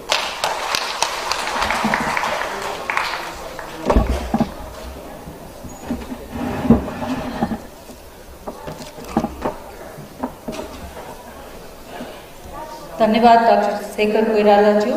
यहाँले निकै राम्रो राजनीतिमा नागरिकले अनुभूत गर्न नसके, नैतिकता नरहे, देशलाई सबैभन्दा माथि हामीले राख्न नसके, आफ्नो विचार र स्वार्थभन्दा देशलाई माथि राख्न नसके हामीले राजनीति गरेको पनि अर्थ हुँदैन। यो सबै कुरा उहाँले व्यक्त गर्नुभएको छ। यसलाई हामीले व्यवहारमा लागू गर्न सक्यौँ भने साँच्चै हामीले समृद्ध नेपाल चाहिँ बनाउन सक्छौँ भन्ने हो। र अब कार्यक्रमकै क्रमलाई अगाडि बढाउने क्रममा हामी माझमा हुनुहुन्छ हाम्रो प्रमुख अतिथिज्यू, पूर्व मन्त्री तथा पूर्व महामन्त्री नेपाली काङ्ग्रेस फुलबहादुर गुरुङज्यू। उहाँलाई म यहाँ बोलाउनुभन्दा पनि ह्यान्ड माइक, मिनराज्यू उहाँलाई ह्यान्ड माइक त्यहीँ लगिदिनु हुन अनुरोध गर्न चाहन्छु। उहाँले मन्तव्य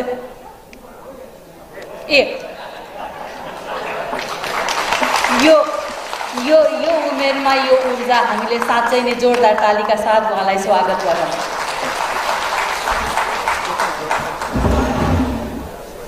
यो चाहिन्छ कि चाहिन्छ। अब 80-85 वर्ष यसमा बोल्ने सबैमा आउँछ। साथीहरू, बडा राम्रो रमाइलो गरेर हामीले आज यो समारोह सक्दैछौँ। अघि दीपकजीले भन्नुभयो कि केबी गुरुङहरूसँग म कालिम्पोङ गएँ बिपीलाई भेट्न। त यो भेटेर देखेर सुनेर के कुरो हुन्छ के कुरो हुँदैन, बडा अप्ठ्यारो कुरो छ। कालिम्पोङबाट आएर उहाँले के सिकेर आउनुभएछ भन्दा कोअपरेटिभ। सरासरी आफ्नोमा आएर उहाँले कोअपरेटिभ कार्य सुरु गर्न थाल्नुभयो। दार्जिलिङ सिक्किम घुम्न जानुभयो। घुमेर आएर उहाँले के देख्नुभयो? डाँडाकाँडामा चिया लगाउनु पर्छ। उहाँले चिया लगाउनु थाल्नुभयो। त यो शिक्षकले दिने कुरा हो कि यो होइन? त्यस कारणले प्रहलादमा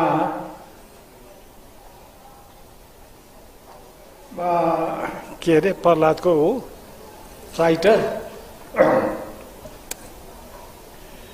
हाम्रो राणा उहाँले लेख्नु भएको छ, गुरु बन्न उही सक्छ जो चेलो चिन्न सक्दछ, जो चेलो चुन्न सक्दछ।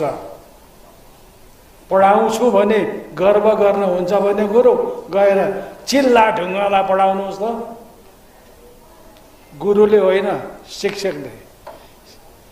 शिष्य कस्तो हुनुपर्दो रहेछ के दीपक बाँसकोटा जस्तो खालको।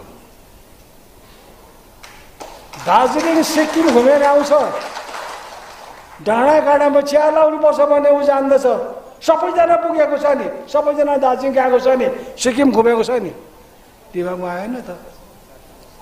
होइन, यसलाई कसरी चलाउने? कोअपरेटिभ कहाँबाट आयो उसको दिमागमा कोअपरेटिभ लगाउनु पर्ने? उसले कोअपरेटिभ फार्म सुरु गर्यो।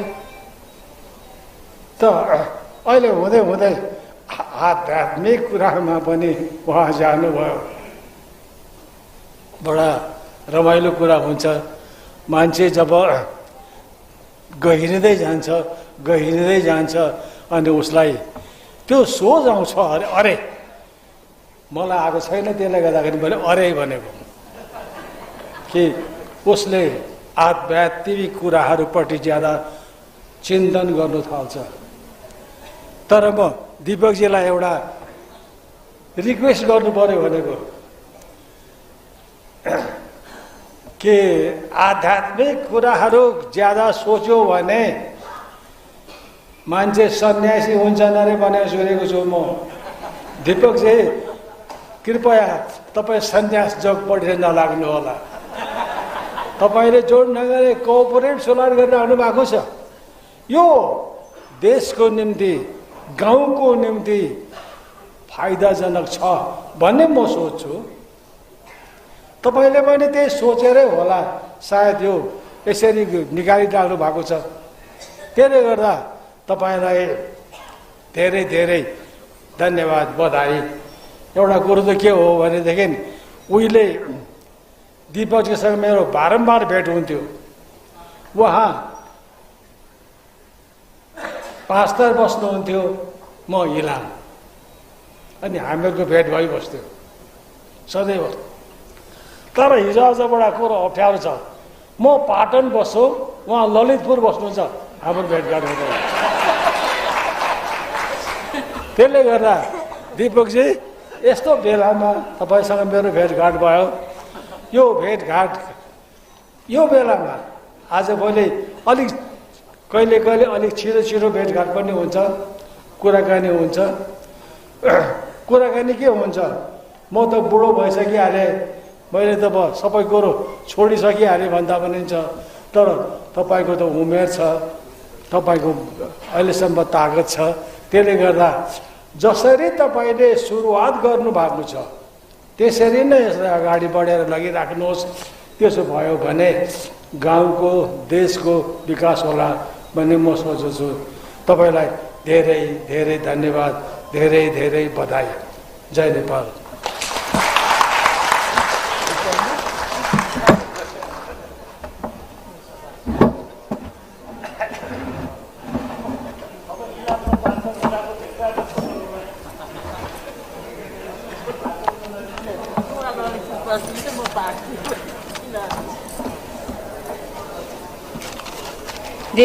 धेरै धेरै धन्यवाद हाम्रो प्रमुख अतिथिज्यूलाई। र अब ललितपुर र पाटन धेरै टाढा नरहला भन्ने सोच्नु पर्यो हामीले।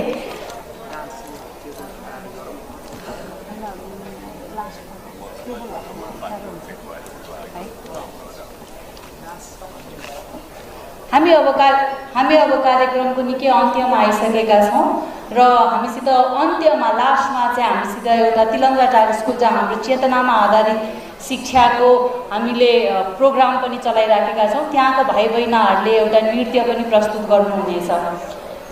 मैले अब यहाँ उद्घोषक भएर आज दिनभरि यो उद्घोषण कार्यक्रम गर्दै गर्दाखेरि मैले केही धेरैभन्दा धेरै आएका चिजहरूलाई समावेश गर्न खोजेको थिएँ। यद्यपि त्यसमा केही छुट्यो भने यहाँहरूले मलाई क्षमा गरिदिनुहुन्छ भन्ने लागेको छ। र अब हाम्रो अर्को वक्ता हुनुहुन्छ। उहाँ वक्तालाई बोलाउनुभन्दा पहिला मैले थोरै एउटा यही निष्ठाको यात्राको एउटा लाइन, एउटा पृष्ठ यहाँहरूलाई सुनाउन चाहेँ। यो पृष्ठ 141मा रहेछ। बिपी जब क्यान्सर लागेर क्यान्सरको किमो गर्न इन्डियामा गएर उपचार हुँदाखेरि उहाँलाई डक्टरले सोध्यो, म बिरामी हुँदा त मलाई सरकारले या राजाले पैसा तिर्दिनुहुन्छ, डक्टर एउटा यस्तो विधि भन्नु जसले गर्दाखेरि नागरिक बिरामी नै पर्न नसकोस् भनेर उहाँले प्रश्न गर्नुभएछ। र डक्टरले त्यो प्रश्नको जवाफ चाहिँ कसरी दिनुभएछ, बिपीको कुरा सुनेपछि चिकित्सक चकित परेछन् र आँखाभरि आँसु जमाउँदै भनेछन्, कोइरालाजी यस्तो प्रश्न त महात्मा गान्धीले मात्र गर्नुभएको थियो, यस्तो प्रश्न सोध्ने तपाईँ दोस्रो व्यक्ति हुनुहुन्छ। भनेपछि नागरिकको त्यतिखेर पनि शिक्षा र स्वास्थ्य नै महत्त्वपूर्ण रहेछ, आज पनि शिक्षा र स्वास्थ्य नै महत्त्वपूर्ण छ। र नेपाल महर्षि फाउन्डेसन र डाक्टर दीपक प्रकाश बास्कोटाले भावती ध्यान र यो अभियान किन सुरु गर्नुभयो भन्दा हरेक नागरिक पैसा तिरेर आफ्नो लागिसकेको रोगको उपचार गर्न नसक्लान् तर सहज जीवन बनाउन सक्छन्। त्यो के को मार्फत भन्दा भावती ध्यानको मार्फत, वैदिक अर्ग्यानिक एग्रिकल्चरको मार्फत, स्वस्थकर खाना खाएर भावती ध्यान नियमित गरेर यसले हाम्रो जीवन स्वस्थकर बनाउन सक्छ र यो अभियानमा उहाँ होमिनु भएको छ। र यही प्रसङ्गलाई जोड्दै आज यस कार्यक्रमका सभा अध्यक्ष प्राध्यापक डाक्टर कुलप्रसाद कोइरालाज्यूलाई, पूर्व उपकुलपति नेपाल संस्कृत विश्वविद्यालय, उहाँलाई मैले यो वैदिक आध्यात्मिक जीवनको बारेमा प्रकाश पार्दिन, उहाँलाई केही एक दुईवटा जिम्मेवारी छ। एउटा भनेको यस निष्ठाको यात्रा पुस्तकको वैदिक आध्यात्मिक जीवनबारे पनि उहाँले प्रकाश पारिदिनुहुनेछ। सँगसँगै उहाँको मन्तव्यसहित यस सभालाई विसर्जन पनि उहाँले नै गरिदिनुहुनेछ सभा अध्यक्षको हैसियतले। र उहाँलाई मैले यस मञ्चमा निम्ताउन चाहे प्राध्यापक डाक्टर कुलप्रसाद कोइरालाज्यू।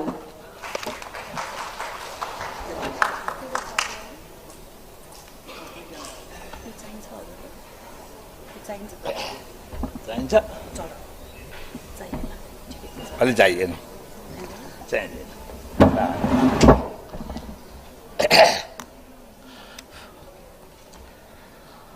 ओम नमो सभाभ्य। यस कार्यक्रमका प्रमुख अतिथिज्यू नेपाली कांग्रेसका वरिष्ठ नेता डाक्टर शेखर कोइरालाज्यू, यहाँ उपस्थित हुनुभएका अन्य विद्वान प्राध्यापक मित्रहरू, अमेरिकादेखि हामीलाई ऋग्वेद पढाउन यहाँ पाल्नु भएको छ हाम्रा वेदविदहरू।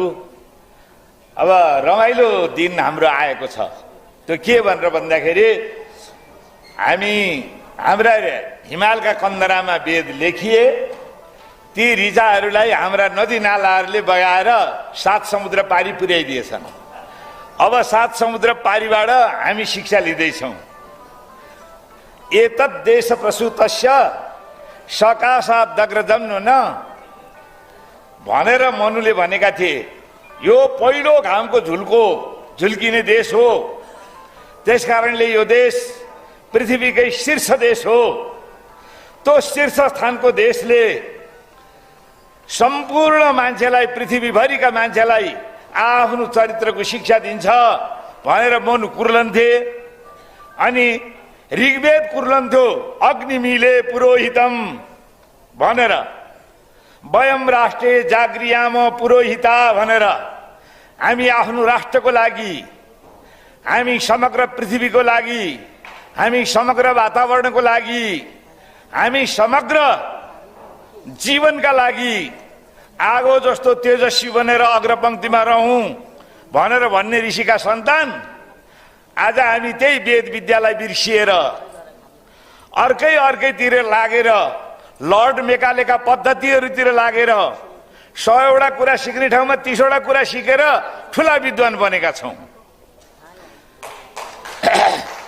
तपाईहरु हेर्नुस्, वशिष्ठको एउटा सानो पर्णशालाबाट राम र लक्ष्मण उत्पादन भएका थिए, किनभने त्यहाँ गुरु वशिष्ठले पढाउनुहुन्थ्यो। अनि शान्तिपनी गुरुका पर्णशालाबाट कृष्ण र बलराम उत्पादन भएका थिए। त्यहाँ शान्तिपनी गुरु 10 घर भिक्षा मागेर त्यो भिक्षामा प्राप्त भएको चीज लिएर आएर आफ्ना बटुकहरूलाई पनि खुवाएर आफू पनि खाएर पढाउनुहुन्थ्यो। आज न शान्तिपनी गुरु छन्, हामी गुरुको मखुण्डोधारी हौं। हामी गुरु होइनौं, हामी शिक्षक। शासन भन्ने शास धातुबाट शिक्षक बन्छ, शास धातुबाटै शासन पनि बन्छ। त्यसकारणले गुरु भनेको त अत्यन्त गौहर अन्धकारबाट आफ्ना अंग उपांग आफैले हेर्दा नदेखिने किसिमको अन्धकारबाट झलमल्ल प्रकाश, सारा चीज देखिने अत्यन्त द्वादश सूर्य उदय जस्तो प्रकाशिलो ठाउँमा पुर्याउन सक्ने क्षमता भएकोलाई गुरु भनिन्छ। त्यसै कारणले गुरु ब्रह्मा गुरुर्विष्णु गुरुर्देवो महेश्वर गुरु साक्षात परब्रह्म तस्मै श्री गुरवे नमः भन्न सिकाएका थिए हाम्रा ऋषिहरूले। अखण्ड मण्डलाकारम व्याप्तम येन चराचरम तत्पदम दर्शितम येन तस्मै श्री गुरवे नमः। यो बडा राम्रो छ। महर्षि फाउन्डेसनको एउटा अभिवादन कला। जय गुरुदेव। तपाईहरुले अहिले सूर्यदासका दोहाहरू पढ्नुभयो, सूर्यदासका सुक्तिहरू पढ्नुभयो भने देख्नुहुन्छ अगाडिपट्टि गुरु र कृष्ण दुईटै, गोविन्द दुईटै आएर उभिए। मलाई भ्रम भयो, म कसलाई ढोगौं पहिला भनेर भन्दाखेरि गोविन्द यो हो भनेर जसले चिनाइदियो त्यही गुरुका गोडामा ढोग। त्यसकारणले गुरुको शिक्षाको यो महत्त्व थियो। अब अहिले यो किसिमको स्थितिमा छौँ। अब म तपाईँहरूले एउटा सानो कुरा गर्छु, किनभने धेरैलाई यहाँ थकाइ लागिसकिरहेछ। अब यो वेद विज्ञानका बारेमा म वास्तवमा संस्कृतै पढेको मान्छे हुँ। त्रिभुवन विश्वविद्यालयतिर गएर जागिर खाएँ। मलाई तत्कालीन प्रधानमन्त्री सम्माननीय प्रधानमन्त्री सुशील कोइरालाले नेपाल संस्कृत विश्वविद्यालयको उपकुलपतिमा जा भनेर पठाउनु भयो। त्यहाँ गइसकेपछि मेरो दिपक दाईसँग भेट भयो। दिपक दाईसँग भेट भएपछि लो त्यहाँ ध्यान राख, तेरो संस्कृत विश्वविद्यालयमा ज्यादै धेरै नेगेटिभ ऊर्जा भएको देखेँ मैले, पोजिटिभ ऊर्जा उत्पादन गरौँ भन्नुभयो। दाजु कान्छी नानी बेगर केही हुँदैन, के गर्ने भनेर भनेपछि त्यसको व्यवस्था म गर्छु, चिन्ता नगर। हेर्नुहोस् 85 जना जस्तो लाग्छ होइन? हो, 85 जना दङ्गालीलाई 1 महिने कार्यक्रम अन्तर्गत हामीले 16-17 दिन कतिमा सक्यौँ होइन हजुर? 15 दिन 15 दिन हामीले ध्यान गरायौँ, भावातीत ध्यान। भावान उल्लङ्घ्य यद्धेमी तत् भावातीत ध्यानम। भावलाई उल्लङ्घन गरेर, भावलाई छोडेर, तो भन्दा माथि गएर गरिने जुन ध्यान हो त्यो हो भावातीत ध्यान। अर्थात् कुनै कुरालाई लक्ष्यमा नल्याइकन, कुनै कुरालाई उद्दिष्ट नबनाइकन केवल आनन्द प्राप्तिका लागि शून्य अवस्थामा पुग्ने, समग्रताको समष्टिको द्योतन कहाँ हुन्छ भन्दा शून्यमा हुन्छ। ब्रह्म शून्य छ। खम ब्रह्म, अन्न ब्रह्म, आनन्द ब्रह्म, तेज ब्रह्म। हेर्नुहोस्, वेदका 4 महावाक्य छन्। ती 4 महावाक्य नै ब्रह्म हो। ब्रिय ज्ञाने धातु, ब्रिय बिताने धातु, ब्रिय प्रसारणे धातु बाट ब्रह्म, ब्रह्मयज्ञ, ब्राह्मण, ब्रह्माण्ड आदि इत्यादि सबै बन्छन्। अब यो किसिमले चाहिँ के भन्दाखेरि वेद, अब तपाईँलाई अर्को सानो कुरा गरौँ। महेश योगीको नेपालमा ठुलो योगदान छ। अहिले पनि धारा प्रवाह संस्कृत र अङ्ग्रेजी बोल्न सक्ने, फरर कम्प्युटर पनि चलाउने, मोटरसाइकल पनि हाँक्ने, मोटर पनि चलाउने विद्यार्थी खोज्नुपर्छ भनेर भनेदेखि देवघाट जानुस्, महेश संस्कृत गुरुकुल। पहिले यहाँ आरआर क्याम्पसमा नेपाली पढाउँदाखेरि अब कता कताबाट आउँथे साथीहरू, यसो सोधो, पटक्कै जवाफ नदिने। 2-3टा केटाहरू जे सोधो त्यही जवाफ दिन्छन्। कहाँ पढ्या तिमीहरूले भनेर भने त महेश संस्कृत गुरुकुलमा पढेर आएको भने। त्यो कहाँ छ भन्ने थाहा थिएन मलाई। कहाँ छ बाबु भनेर सोधेँ, देवघाटमा छ। म उपकुलपति भएपछि गएँ र वास्तवमा अब उनी अहिले रहेनन्।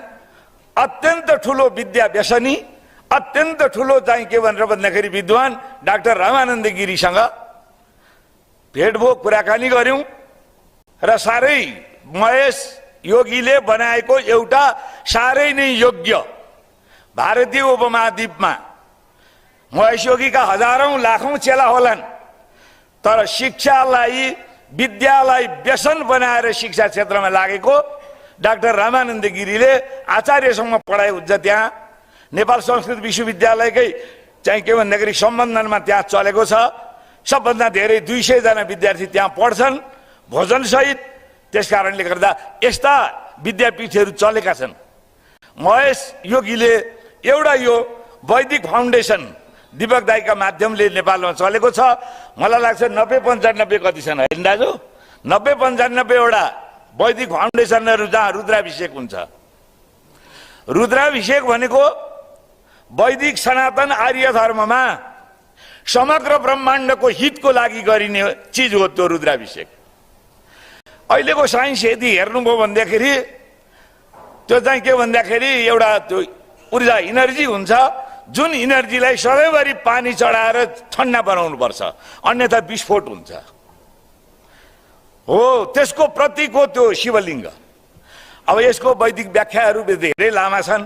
म अहिले उहाँले त्यो ध्यान सिकाउनु भयो, त्यहाँ गएर ध्यान गरिसकेपछि म अचेलभरि सधैँभरि बिहान 4 बजे उठेर नुहाइ धुवाइ गरेर म ध्यान गर्छु। तर दुर्भाग्य यो मेरो जिब्रो बडा विचित्रको छ, खानेकुरा जे बार्नु पर्थ्यो त्यो बारेको छैन। त्यसले गर्दाखेरि अलिकति अप्ठ्यारो। अनि त्यस पछाडि त्यो ध्यानले के गर्यो, अहिले पनि मलाई दाङबाट भन्छन्, सर हजुरले भनेपछि त दीपक सरले पठाइदिइहाल्नु लौ न, यो ध्यान त हाम्रो त अस्पिल्टो भयो भने। अब मलाई लाजले म दीपक दाइसित भन्न सकेको छुइनँ। किन भन्दाखेरि खर्च पनि गर्नुहोस्, गएर पढाइ पनि दिनुहोस्। अब त्यहाँ फेरि के छ त भन्दाखेरि अब त्यहाँका मान्छे त हाम्रा मान्छे छन्, साथीभाइ छन्, सारा छन्, समाज त हाम्रो छ नि। तर विश्वविद्यालय दीपक दाइ र कुलप्रसाद कोइराला हिँडेको बाटो लोटाउने खालका छन्। के गर्ने, यो अप्ठ्यारो हुँदो रहेछ हेर्नुहोस्। तर पनि हामी के हौँ भन्दाखेरि हामी अमृतका पुत्रहरू हौँ। अमृतस्य पुत्र भनेर चाहिँ सम्बोधन गरिएको छ। बारम्बार जान्न खोज्नुपर्ने आत्मा हो, बारम्बार बुझ्नुपर्ने कुरा आत्मा हो। आत्मा बुझ्नुहोस्, आत्मा बुझेपछि अध्यात्म बुझिन्छ। अध्यात्म भनेको यो सिङ्गो ब्रह्माण्ड चराचर एउटा सानो गणेउलादेखि लिएर डाइनासोरसम्म सम्पूर्ण यही ब्रह्माण्डभित्र छ। त्यो ब्रह्माण्ड बुझ्नु छ, तपाईँ अध्यात्ममा जानुहोस्, वैदिक विज्ञानमा जानुहोस्, वेद विज्ञानलाई बुझ्नुहोस् र वेदान्त पढ्नुहोस्, त्यसबाट ध्यान गर्नुहोस्। ध्यानभन्दा ठुलो विवेकानन्द पढ्नु भएको छ कि छैन? तपाईँहरूले पनि विवेकानन्द पढ्नुहोस् एकचोटि। विवेकानन्द सिधै के भन्छन्, स्कुलमा गएर के पढ्छस्, त्यहाँको मास्टरहरूको तर्क सिक्छस्। पुस्तकालयमा गएर के पढ्छस्, त्यो पुस्तक लेख्ने मान्छेका तर्क जान्दछस्। समाधिमा जा, समग्र ब्रह्माण्ड पढ, विवेकानन्द भन्छन्। रामकृष्ण परमहंसका चेला हुन् विवेकानन्द। त्यो बेलामा अत्यन्त धेरै ठुलो चाहिँ अनिकालमा भारत डुबेर खान नपाएको बेलामा जब तक मेरा देश का एक भी कुत्ता भूखा है तब तक उसे भोजन दिलाना मेरा परम कर्तव्य है भनेर उद्घोष गर्न सक्ने त्यो महामानव विवेकानन्द, जसले आजभन्दा 150-200 वर्ष पहिले अमेरिकामा गएर उनीहरूलाई उम्लो ठड्याएर भनेको थियो, यो विष रोप्दैछौ तिमीहरू, फेरि पनि त्यही मेरो देशतिर गएर फर्केर तीको हिमालको जल ल्याएर शान्ति कामना गर्नुपर्छ तिमीहरूले, तिमीहरूको विज्ञानमा विष बाहेक केही छैन भनेर 2 दिन भाषण गरेको थियो त्यो विवेकानन्द। त्यसकारणले सङ्गच्छध्वम सम्बद्धम सम्भव बनामसी जानताम। अब हामी वेदतिर फर्क्यौं र त्यही वेदले बताएका बाटोमा हामी हिँड्यौं भने हामी सम्पूर्ण विश्व बन्धुत्वमा पुग्छौं। एकले अर्कोलाई गारा गर्नु पर्दैन। अहिले भर्खर यहाँ डाक्टर शेखर कोइरालाले भनिसक्नुभयो कि पार्टी आज नैतिक मूल्यको ठुलो दलदल सङ्कटमा फँसेको छ। त्यसबाट पार्टी उठेन भने मल्टी पार्टी सिस्टममा जनताका आँखा, जनताका काम गर्ने हात, जनताका गोडा, जनताको सोच्ने मस्तिष्क भनेको दल हो। दल नैतिकताको सङ्कटमा फँसेपछि जनता कहाँ जान्छ? जनतालाई कसले हेर्ने? श्रीलङ्का हाम्रा अगाडि आयो, अफगानिस्तान हाम्रा अगाडि आयो, आज कहाँ कहाँ अरू कता कता आउने हो। अब एक प्रकारले कोल्ड वार सुरु भइसकेको छ। यो अवस्थामा जाने भनेको कहाँ हो थाहा छ? फेरि त्यही शान्तिपाठ, देऊ शान्ति अन्तरिक्षको शान्ति। यो समग्र शान्त भएन भने तपाईँ हामी बाँच्दैनौँ, बाँच्न सक्दैनौँ। त्यसकारणले हामी सबै शान्ति कामना गरौँ, भावातीत ध्यान सिक्न। यो चाहिँ के भन्दाखेरि ब्रह्मानन्द सरस्वती, महेश्वरीका गुरु ब्रह्मानन्द सरस्वती बद्रीनाथ आश्रमका शङ्कराचार्य हुन्। यो भारतीय उपमहाद्वीपमा वास्तवमा आदि शङ्कराचार्य जो थिए छँदै थिए। त्यस पछाडिका स्वरूपानन्द, ऋषि दयानन्द, ब्रह्मानन्द र निश्चलानन्द, यी अत्यन्त उद्भट नाउँ चलेका शङ्कराचार्यहरू हुन्। यी शास्त्रार्थ गरेर शास्त्रार्थमा विजयी भएर मात्रै शङ्कराचार्य बन्छन्। त्यसकारणले यिनीहरू ज्ञानी हुन्छन्। निश्चलानन्दसँग मेरो अलिकति सम्पर्क भयो। 161 वटा त पुस्तक रहेछन् बाबा हो। 75 वर्षको मान्छेले 161 वटा पुस्तक प्रकाशित गरेका छ। त्यसमध्ये करिब 30 वटा कि 40 वटा त मलाई उपहार दिनुभयो उहाँले उपहार दिनुभयो। मैले ढाकामा चाहिँ भरिया लगाएर बोकेर ल्याउनु पर्यो। त्यस किसिमका विद्वानहरू छन्। ती विद्वानहरूको सङ्गतमा जाउँ। विद्वानहरूसित रिस हुँदैन, राग हुँदैन, छल कपट हुँदैन। राजनीतिमा जस्तो खुट्टा तानातान छिर्कने हानाहान हुँदैन। त्यसकारणले यो अर्कै किसिमको संसार छ। दीपक दाई मणि लिडो साँड त्यो कसीमा घोटिएको व्यक्तित्व हो। पहिला पद्मसुन्दर लातिर जीव छिरिङ लामासँग जुन्नुभयो। जीव छिरिङ लामाले त अलिकति गरौँ 15 सालको म काङ्ग्रेसको भोटर हुँ, तँलाई म यो मुद्दा लाउँदिनँ भनेर चाहिँ खुसुक्क भनेर छोडिदियो। पद्मसुन्दर लाउदीले त उहाँलाई जीवनभरि कालो कोठरीमा गर्ने गरी फसाएको थियो होइन। अर्को त्यति हुँदाखेरि पनि उहाँको निष्ठा हेर्नुहोस्। त्यो पुस्तक तपाईँले पल्टाउनु बित्तिकै देख्नुहुन्छ। नेपालका युवा नायक भन्छु म गिरिजाप्रसाद कोइराला। यो सिङ्गो देश रक्तकुण्डमा परिणत भएको बेलामा यो रक्तकुण्डमा मुलुकलाई राख्नु हुँदैन। ब्यारेकको बन्दुक र जङ्गलको बन्दुक एक ठाउँमा जम्मा हुन लागेको बेलामा ब्यारेकको बन्दुकलाई र जङ्गलको बन्दुकलाई ब्यारेकमा ल्याएर थन्किने युवा नायक हो गिरिजाप्रसाद कोइराला। त्यही गिरिजाप्रसाद कोइरालालाई यो पुस्तक दीपक प्रकाश बाँसकोटाले समर्पण गर्नुभएको छ। दीपक इव प्रकाशयति यः स दीपक प्रकाश बाँसकोटा। बाँसकोटा त थर हो। दीपक प्रकाशको अर्थ के हो भन्दाखेरि दियाले जस्तो उज्यालो देखाउने। हेर्नुहोस् त राजनीतिमा उज्यालो देखाएको छ। नैतिकताको यस्तो सङ्कट भएको बेलामा र टिकट मलाई दिएनन् भनेर टिकट दिनका लागि करोडौँका घरबारी बेचेर चाकडी नेताको चाकडी गर्ने बेलामा गिरिजा बाबु अब मलाई टिकट नदिनुहोस् म दिन भन्ने जानुभयो उहाँ। त्यो मनस्थितिको मूल्याङ्कन गर्नुहोस् त।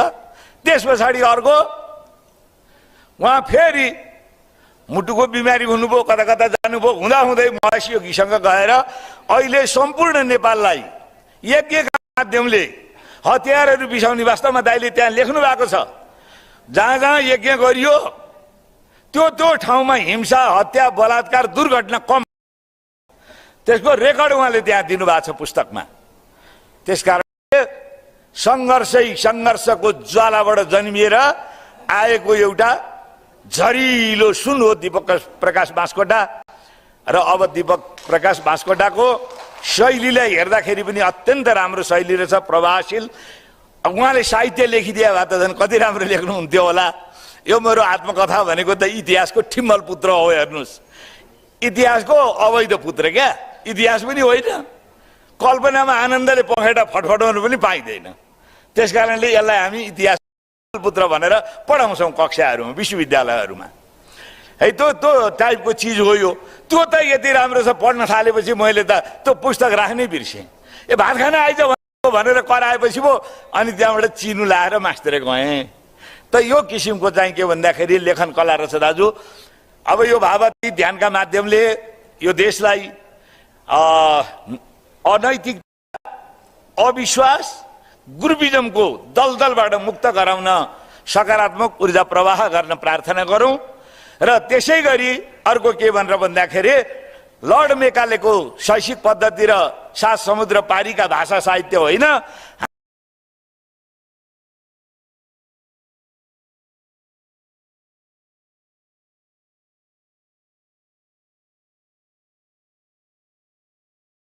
हाम्रै